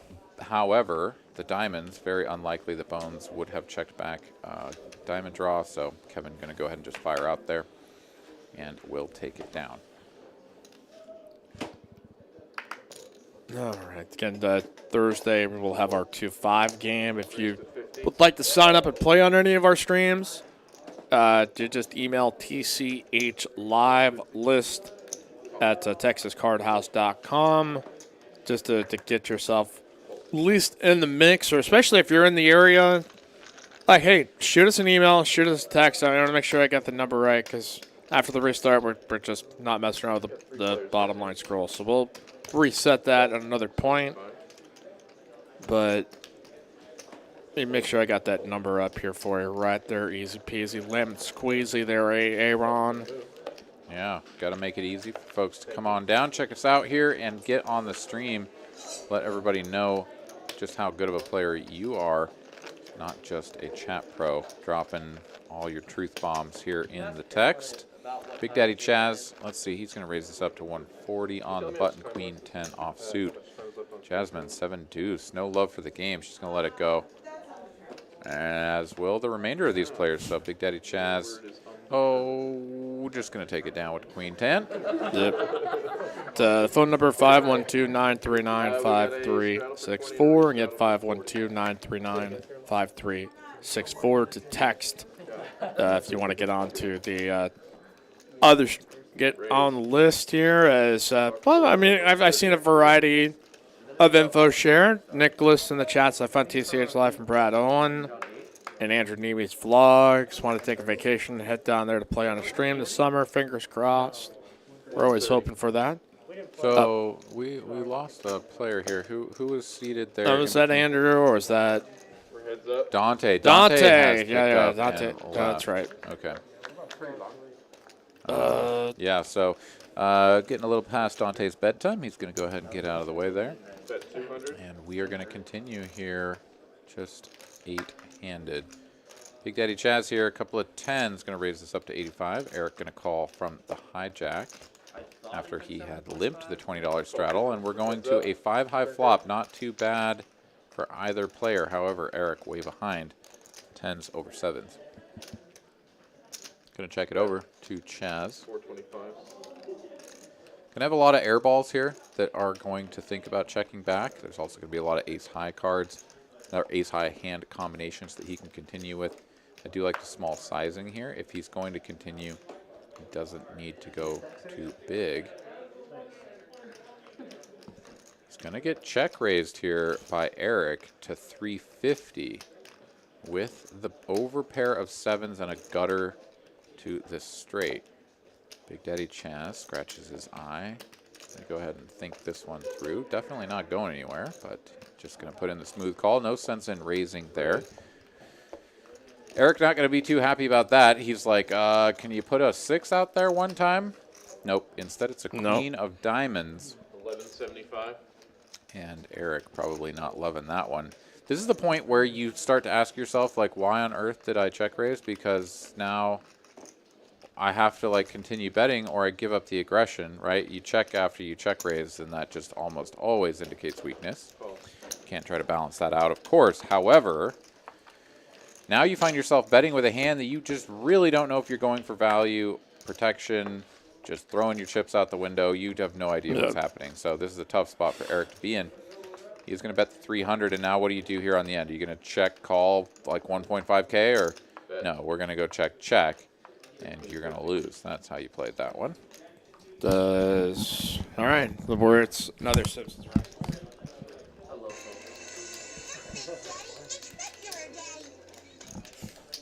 Look, Big Daddy, it's regular Daddy. Yeah, old Rothwickham. As we continue here on TCH Live, pop culture references after hands.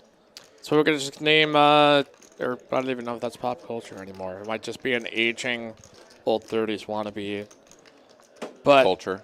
yeah, that is, try to bring the funniest, try to keep you guys entertained. We appreciate y'all being here. As you can't hear that, oh, damn it. Well, that's good. That means if it sucked, nobody heard it. Yes, high five. High five. Yes. There we go. Yeah, Big Daddy Chaz running like God here tonight. He has almost 20K in front of him. That is one impressive tower of pink and black chips over there. So good on him. Gonna go ahead and take a little step away from the table. He's like, I gotta stretch my legs. Yeah, I'm get a winning little too much stretch. over here. Speaking of stretches, I'm gonna go ahead and take a little stretch as well because corn nuts. Turns out that eating corn nuts into a microphone is probably not the best plan. So I'm gonna go. Here's away from the microphone. This is the Enchilositos treats. Like maybe you can give a review, and then let us know. Because our friend Sage bought a whole bunch of these. He loves these. I'm going. And maybe you can give a taste test and let us know what you think. All right. Showdown. Exactly. You got to keep that locked and loaded there. Let's continue. We've had a $20 straddles. This game gets a little more short-handed. Is this like an M&M with spicy? Oh, it's good. I all.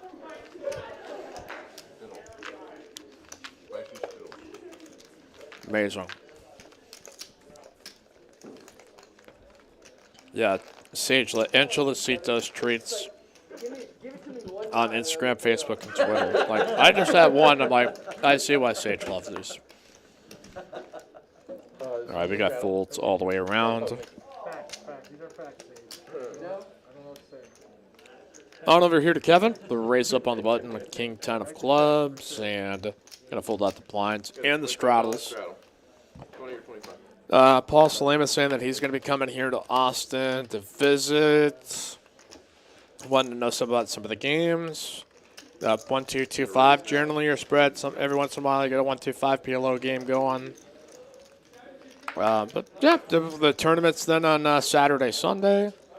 The schedule and all that's posted here on our website, TexasCardHouse.com. Let's see what else. Alice Change, you guys should invite Rogan down for a streamed home game with the Gen Comic Buds. There's a show that Bill Burr does on that All Things Comedy Network where all these comedians sit around playing Hold'em and they have no idea what they're doing. Like, I can't tell if it's a tournament, it's a cash game. The rules are, like, arbitrary to a degree, but it's really good, funny banter, but it's not. Heads up, gentlemen. Anybody with a relative pulse as to how to play poker probably cleans that game up a little bit. Let me check. All right, and we got a 3-bet here by Bones. Kevin here with the Schlongs, the Jays, the Juggalos, the Jugs, 1,000.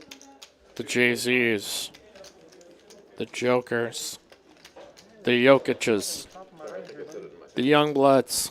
All right, we've got, looks like to be a 4-bet back, I think, here to 1.1K. And that might be it here for Bones. Let's see.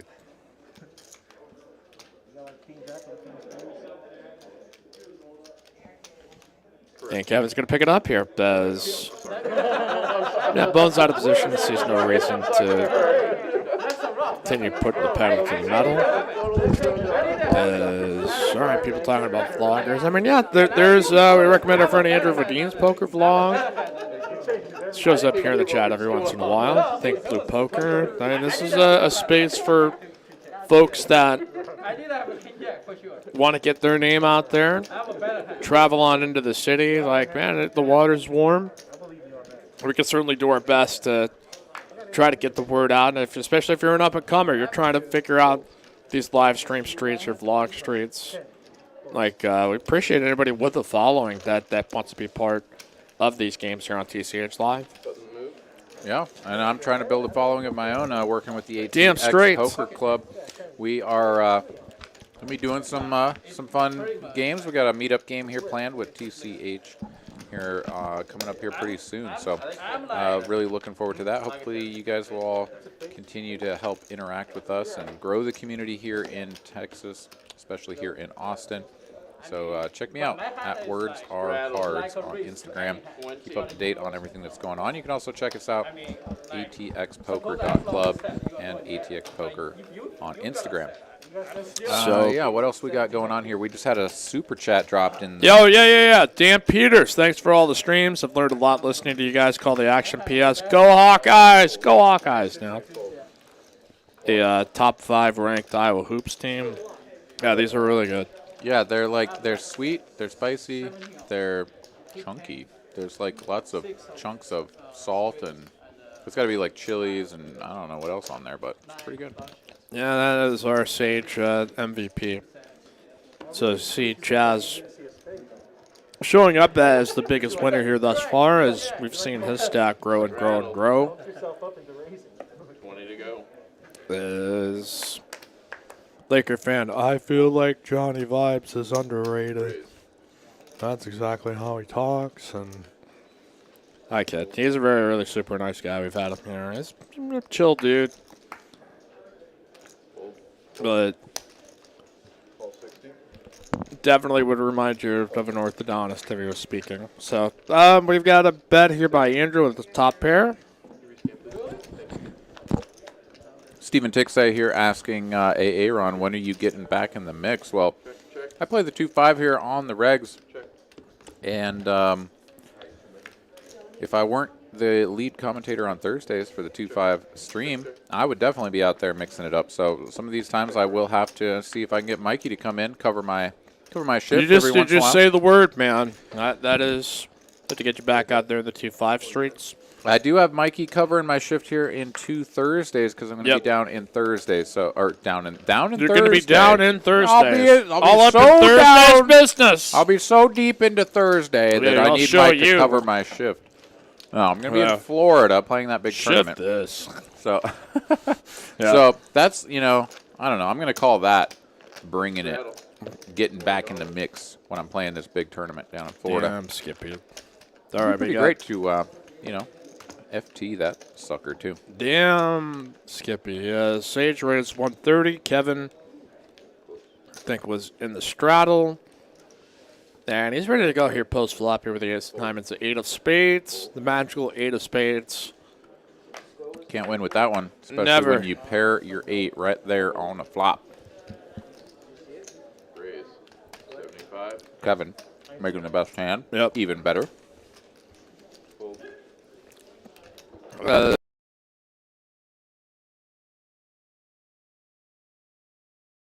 There's a big card. I got a lot of action here. 3/8. We've got a flush draw here for Sage. Now let's see here. Kevin with the ace of diamonds. Let's see if he raises or just calls. Generally, you can just call in position. But now is a good time to put more money into the pot.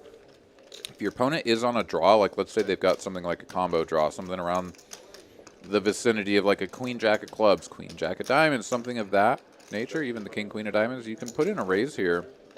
And as long as it's not too large, your opponent is going to have like the implied odds to call. And you can get them to put quite a bit more into the pot. Let's see if that's how this shakes out. Kevin is putting in a raise. Call. See, just shy of 1,200. Just shy of 1,200. Yeah. I think, what, 1275? 1175, yeah. I see there's, I think, one more that's on slightly on top of that, so. Yeah, well, whatever it was close to 1,200. Yep, tomato. What, yeah. Sage needed to call just the additional 750. It's going to be a 10 of clubs here on the end. And now you're hoping that your opponent doesn't have queen, jack of clubs, because that would be really, really bad for you. Sage is going to donk at this too. And this is going to put Kevin in a spot. So he puts the card, or the chip on the card, and it's time to think. Trying to figure out if your opponent is ever bluffing you or always has the goods here. So king, queen of diamonds being turned into a bluff.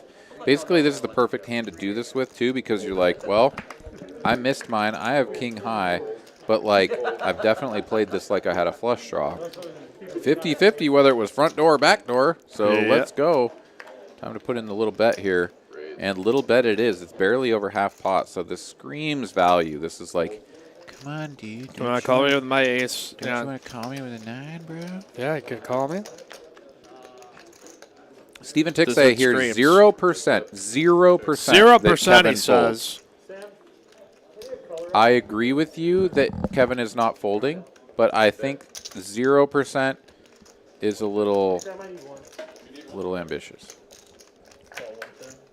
But Kevin's definitely calling, right? Yeah, Kevin's I wouldn't calling. put it at 0%. Like, you have to account for the randomness in the universe, where you might reach a different decision based on a.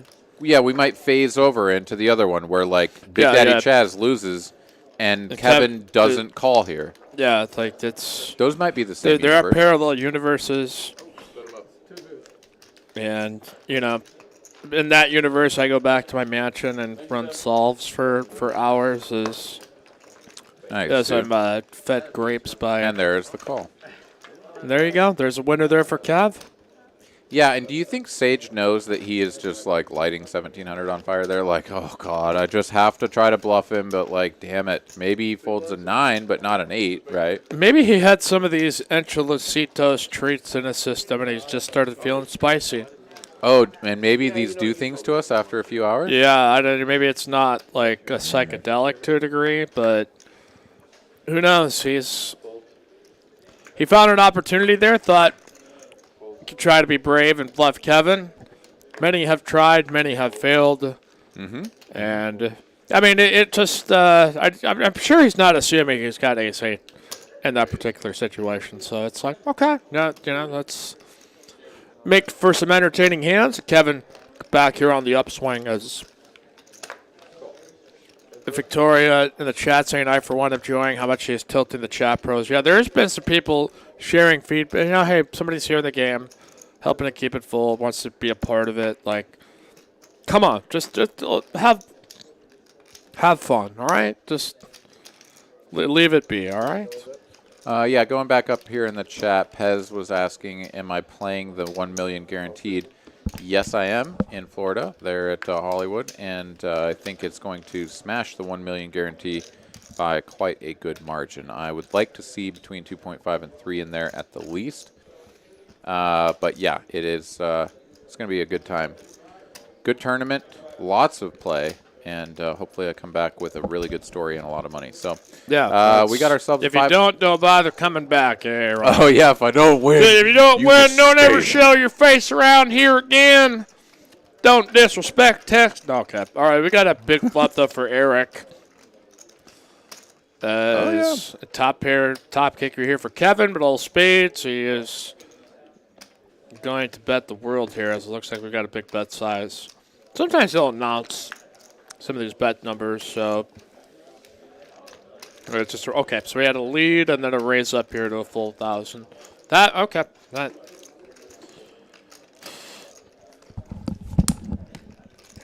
Eric? You're gonna give the company to Eric? He is a bad, bad man. Don't give him the company, Eric. Yeah, don't give him the company. Kevin. Don't give him the pot there, Kevin. And bad as in bad, like, bad. Not as in like bad, but you know what I mean. Kind of. It's a bad mofo. All right, well, we've got something humorous happening here. I hope so. Kevin is like, wait a minute, I don't know if I want any piece of this. He's like, dude, are you serious right now? I think the dealer just said something hilarious or whatever. He just tipped him. Kevin literally tipped in the middle of a hand $2. I love that. So, and that makes perfect sense. Yeah. Okay. What's homie's name?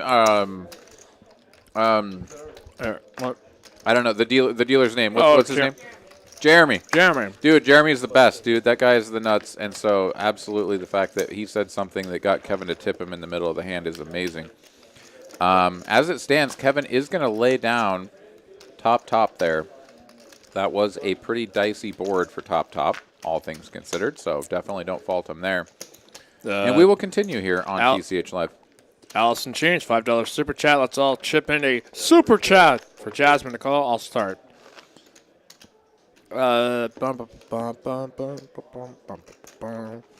Interesting chat about the vlogosphere.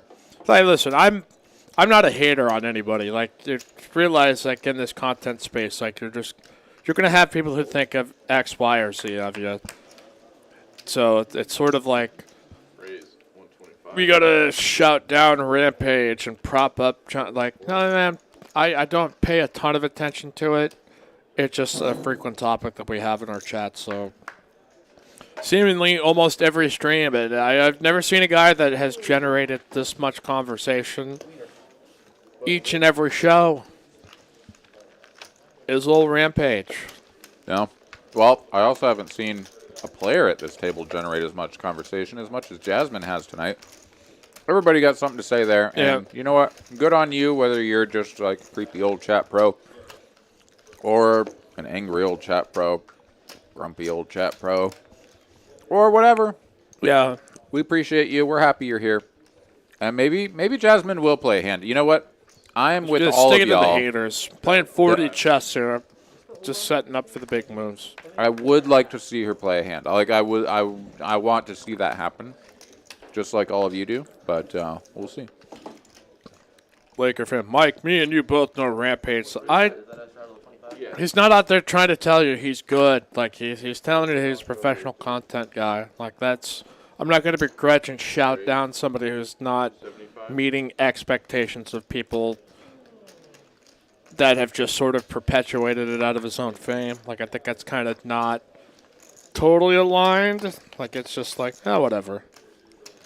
So we got a bunch of checking happening all the way down to this river where Bones finally feels like he is compelled and able to bet for value. But neither of his opponents have anything worth calling with. So he's going to go ahead and pick that one up, adding $125 of profit to his little stack there. Not little, but his stack. I'm sorry, these are like spicy Skittles, and they're just like addicting. I know. I'm sorry, like we're hungry. Like it would kind of been. This is usually like food time for me once the show's done. So. Yeah, no, if you leave that lid off of there, I'm going to continue putting those in my face. Yep. So you should close that, or at least move it to the other side. If you want to keep eating them, just put them over there, because I appreciate you sharing them with me. But yeah, it's going to be us just like chomping away. Alrighty, so what do we got going on here? We got Andrew here raising it up on the button with a couple of mystery cards. Bones here in the small blind with the fours. He's going to play this very cautiously and just get out of the way immediately. Folding the sailboats. Eric, though, he's not going anywhere out of the big blind with a couple of eights. He's got the 8 of spades. Steam Dolo would be proud, and let's see if he can find himself a set, maybe even quads. Nope. Set of 4s for Bones. If he had gotten in there with the 4s, he just let that go. And man, let's see if that is the right play from a purely results-oriented standpoint, of course, or the incorrect one. Andrew going to go ahead and bet 125 after a check from Eric and a call. Going to a turn. It's a 9, giving Andrew now the best hand with the pair of 9s. Usually not a card that you're particularly scared of as Eric. You would hate to see something more like an ace, king, or queen. However, the 9 turns out is the nut worse for him because he's not going to see it coming. And a harmless 6 of diamonds here on the end. Does complete backdoor diamonds, but Andrew with top pair, top kicker should be able to go for value. I'd like to see something around 300, maybe 350. It is a bet and a snap call. Let's see how much that was. However, the set of 4s, 250. Okay, so really making sure that his opponent would pay that one off. Set of 4s would have taken that one down. Yeah. Bones got to be a little crusty that he wasn't in there. Speaking of crusty, Mike's BAC is higher than her VPIP, says Bob. No, it's not actually not that. Let's see. William Lottie, is there a line below the hashtag Lottie line? I believe it's the Next Gen Poker line. Oh, Hey. they were kind of nitty. The Jasmine basement? I don't. Well, No, no. that's. As we continue here on TCH Live, come on, crush the like. Oh yeah. How many we got? 239. 239er. That's quite good. We appreciate you. Let's get to 250. Who wants to help us get to 250? 250. That's right, you do. You do. That is what you guys told us you wanted us to do. So get to 250. I'm just repeating what you've been asking. Alabama is your national champions of 2021. Roll damn Tide. No, that's my impression of somebody who's really happy and probably taking a good look at their cousin right now and saying, I've always had a thing for. All right. 4s and 10-9 here for the Chaz. All right. Middle pair for Chaz. Bottom set for Eric. It's now a bet here by Chaz. Eric in here with 3.2. Gonna call this here for 110. Yeah, Eric, he knows that sailboats bring home the set, so he's in there. Go ahead and check call. Gonna check this now over to Chaz, and now Chaz is like, no, second pair is definitely a checking hand now. Check, check, check, check, check. Piece of hearts here on the end. Front door hearts coming in. Big Daddy Chaz not gonna bite on any of that. He's gonna see the set and just muck his pair of 9s. So Eric trying to get a little tricky there, and understandable in certain situations. Also, other times you're just not going to want to bet because when you get raised, you're always behind or put in a really tough spot. So pretty much the way that hand played out was just kind of tough to get paid with the set of 4s. Been there. And you take what you can get, and you move on with your life, as we will the rest of us here at TCH Live. Yep. Victoria Jasmine's TCH legend in her own right. Basically, a 0.1% will never be seen like this again. I mean, hey, just setting a precedent. Want to be on the table. It's like, you can have your own category of being like the only one of the few only players that have played a certain amount of time. That have I raised a certain literally only played tears aces. made cried by grown-ass men. Every hand she's played, she's won. And every hand she's played, she's had the nuts. So I don't know if anybody else can say that in TCH Live history. That's a fact. Just don't be listening to the mainstream media's take on this. Just listen to our take. All right, top pair here for Chaz, middle pair for Sage, the old Jack 4 suited, and yeah, bet a 50 and a call, going to an 8 of clubs here on the turn. Big Daddy Chaz with a real strong lock on this hand. 89% equity, top. Opponent sitting there with second pair. Big Daddy Chaz very likely to continue betting here. I'd like to see something around 125 to 150. Could go for an overbet, but no, he's going to keep this a little bit more reasonable. No, he's not. Yeah. No, he is. Okay, 160. All right, very good. I like that. A little bit on the larger side. Sage now in a pretty uncomfortable situation, but he's not done with this just yet. He says, I don't fold no pairs to you. Looking to hit a jack or a 4. That isn't it. Picks up a flush draw here on the river. That ain't going to help nobody. No how. No way. So Big Daddy Chaz here still top pair, top kicker. 500 in the middle. Going to go for value here. Try to get value from all of the king, queens of the world, if they exist. Didn't get a 3-bet pre, so not maybe too many of those. So thinking maybe more like a queen 10, jack 10. And those pay off if you bet something around 275 to 300. Let's see if Chaz can keep it low enough to get paid.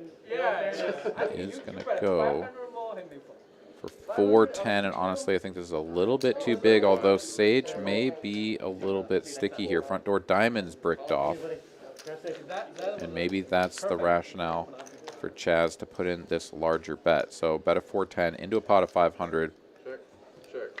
Over 4/5 pot size bet. He controls the ace of diamonds, which is the key card here in terms of bluff. combos.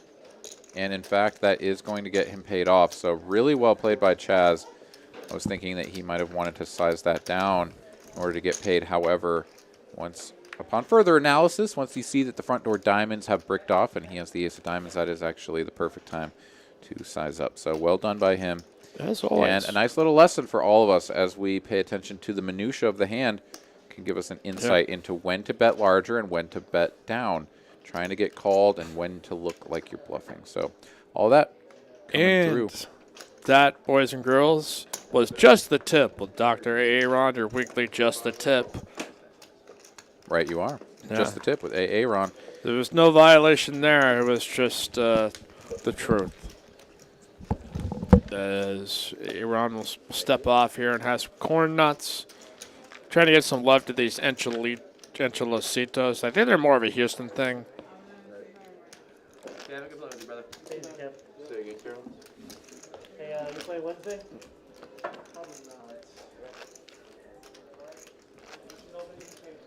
More is the word I'm getting. 3 more hands. Eric here with the King 10 of spades. Then I got to pick up the blinds and the straddle.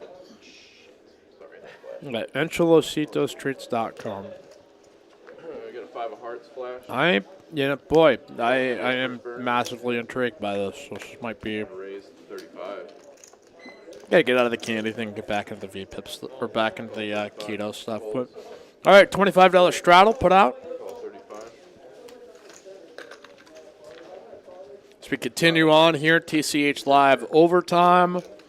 Started a little later, so we're staying a little later. That's how we roll. Damn straight. All right, I punished my. Punish yourself? Yeah. I punished myself. I punished my third beverage. Now I'm down to Grey Goose, hand sanitizer, Maker's Mark, Sailor Jerry. Man, I really don't want to drink that Sailor Jerry. Yeah. So you don't want to go sailing with Jerry yet? And the Macallan. Gotta love that. Oh, yeah, the McCall. That was. Oh, I gave the little peek over, and Carolyn graced me with her little It's smile. just like affirmative. Oh, I love it. Like, it's getting into the danger zone here as we got Eric. All right, King 6 here for Chaz. And Raise. Eric here continuing with the ace jack. Nobody pairs. Call 60. Eric will be first act and check on over here to the Big Daddy. Yeah, Big Daddy Chaz putting in the 3-bet pre-flop from the cutoff with King 6 of hearts. He definitely can't slow down, even on a board as disconnected as this one with your hand. You do have backdoor of both varieties, straight and flush with the overcard. Tons of cards you can continue betting with on the turn, and that is very unlikely to have hit your opponent's range. So even when they have 8s, 9s, maybe 10s on occasion, something even like a pair of 6s in hand, it's going to continue. You're going to be able to blast them off on later streets. So really like that play. Chaz putting on a clinic here tonight, running good and playing good. So good on him.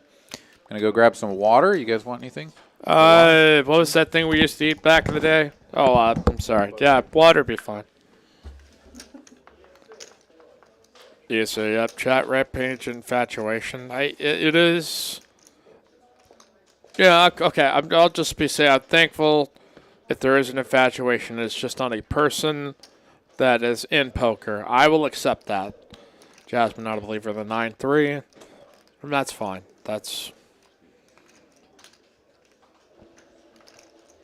Don't be a hater. Rampage? You guys don't know who Rampage is? Unbelievable. I feel like sometimes nobody pays attention to me. Nobody's listening. You're just doing your own damn thing. All right, Andrew here with the 7 Dewey and the 3-bet.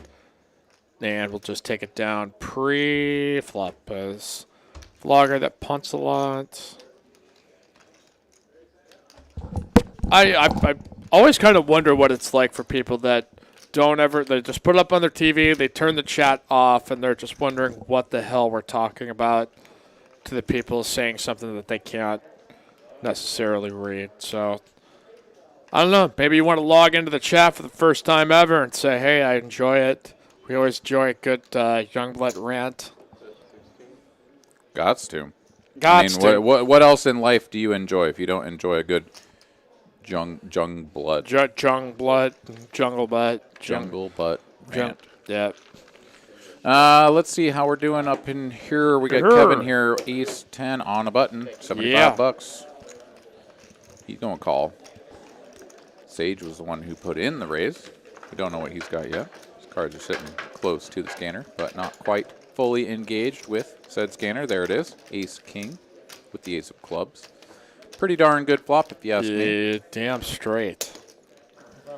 Pez, we can try Youngblood. TY. Bro I hate chat, and I have no clue what the fuck is going on. A lot of inside jokes here. Tongues out. Emoji. Have. Oh, have. Okay, I have chat. Okay, you was not saying it. Oh, Gil. Gil. I can't see the chat on my Xbox. Looking from my phone now. Cool. Didn't know that. I've never watched this program on an Xbox, but pretty cool that you can. Oh, yeah, I suppose you can. Yeah. Sort of like you can just use the YouTube app through like most anything. Yeah. I would imagine that you could also access the chat. Whether or not you could interact with it very well with an Xbox controller, I would imagine. Yeah, I imagine it'd be kind of frustrating to just type out bad take over and over again. That's your little cursor scrolling. Yeah. But anyway, I enjoy bad Mike Gamblet rants, says Ted. Yeah, that's bad, good. You get it all here. It's all relative, really. What to one person might be bad, might be ingenious to some others. So Yes, thank you very much. Appreciate it. sometimes you got to let the love in and not be a rock-headed fool. Anyone know if Florissa has a live stream? I don't know. I got to go check with her. Florissa. Florida. No, there is one, but wild thoughts and random actions. Who is the best TCH dealer? Everyone is. Everyone's the best dealer ever. Yeah, pretty. Whoever is at your table, that's the best one. I promise you. Are we? Okay. All right. Well, cool deal. So we're just going all the way. 10 more minutes left in the show. Okay. Yeah. All right. This is the final countdown. It's the final countdown. Yeah, you should be able to pull that little soundbite up right there. Way better than me trying to do it. You're telling the guy here in the $5,000 suit that I should turn on the music? Come on! I'm not drunk. I do have some enchilositos. Look at this. I've drank that much of that Maker's Mark. Does that just look like an amount to you, though? No, I can't even tell that you've opened the damn bottle. Yeah. People are like thinking I'm drunk. Like, no, that is not the case. No, Mike is doing a very good job, but you're holding it down fine. It seems like. Yeah, I've had quite a few of these delicious. Because he's a champion, and that's how winners roll. We got a $5 super chat from Alice Chains. Thank you. Ace high going to take it there. Bam! Kevin's jack high no good, but I am going to go ahead and pour a little bit of the Macallan. Yeah, buddy. Into my water right here. Let's go. Scotch and water, baby. Do it now. That Rockstar Invitations. Is this the dude talking? Yes, it always is. The sound truck. Yeah, I'm just kind of belligerent and tired and hungry and. I figured you did. That's why. No, I think sometimes it's like you can get to a point where all sense goes off the rails here on the stream. That you just kind of go with it. Just start rambling nonsense. Ramplaging nonsense. Damn straight. Kevin rampaged his King 5 suited right into the muck, which. I don't know. It's pretty crazy. How did he do it? We see Jasmine pulling the patented Jasmine move. Looks like, did we have a bomb? Is this a bomb pot? What's happening? We're getting the action tracker caught up here. Yep. Is all that happened. So, no, we've in fact just got Big Daddy Chaz here with the nut flush draw here, bricking on the turn. Eric with top pair and the 10 high flush draw. He's got 3/4 of the equity going into the turn. Sorry, going into the river after a bet of 40 and a call. And that river is another queen. No, that's a jack. No, it is queen. Oh, it is a queen. Okay, so Eric here with trips. How many queens are on the board there right now? 2 chicks at the same time, man. I'm glad that's all you're worried about. Wow, guys.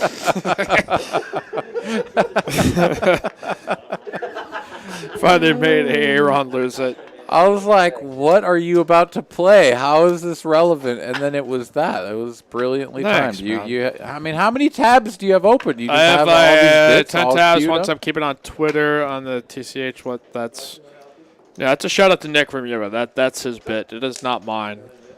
Nice. That is crowdsourcing at its finest. Good stuff, people. Well Bam. done. Everybody bringing their A game here. And yeah, all right. We are rocking this game 6-handed, 5-handed, 6-5. Yeah, numbers are hards. Yeah, they are. David, good commentary, guys. Been watching for an hour, and you never mentioned blockers or removal. Thanks. I appreciate that. Some people might actually prefer it that way versus just,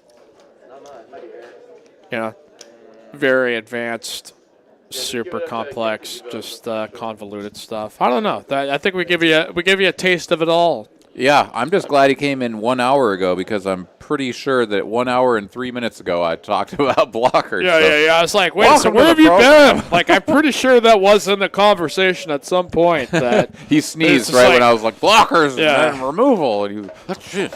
It's like, I'm so glad you never mentioned hitting the like button at any point in time. It's like, what have you been listening to? Some John Denver? Yeah. Dude, all right, I gotta tell you this. Okay, so the guy that was on the final table stream, this was gotta be like a month and a half or 2 months ago. And he was wearing his earbuds at the table, and they had to tell him that you can't wear your headphones at the table. Yeah. And I swear it was you that was like, what do you think he's listening to on there? John Denver? And like we had that whole bit about it. I'm sitting there playing 1-2 with the man yesterday. Or no, playing in the tournament, and he's like, what? You think I listened to John Denver? He was very offended by this. I think he clearly did not tell that I was being as random as possible of a music choice. Like, I've always thought that should be, there's got to be some YouTuber that like records people on the street with, walking with their earbuds and then conversely trying to guess the worst example of music of what they would be listening to. Oh, man. We just got a real kick out of it. I didn't win a single hand at that. We got action, here, though. Do we? We got chunky 3-bet by Eric, as I say, but the fake aces, ace-4 offsuit.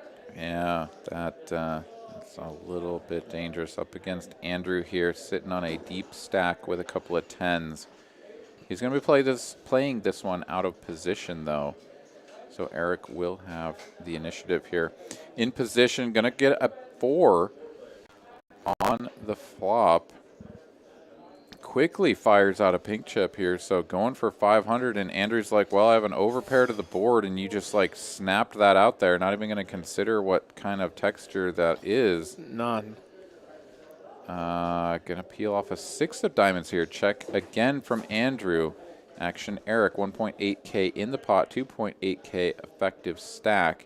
Gonna check it back. Go to a queen on the end. That's gonna keep Andrew well out in front with the pair of 10s. And Eric here not demonstrating the body language of a person who has a really strong made hand that's gonna want to get paid for value. So kind of going to hem and haw a little bit here, and let's see if he actually goes for a bet or just takes his showdown value here. I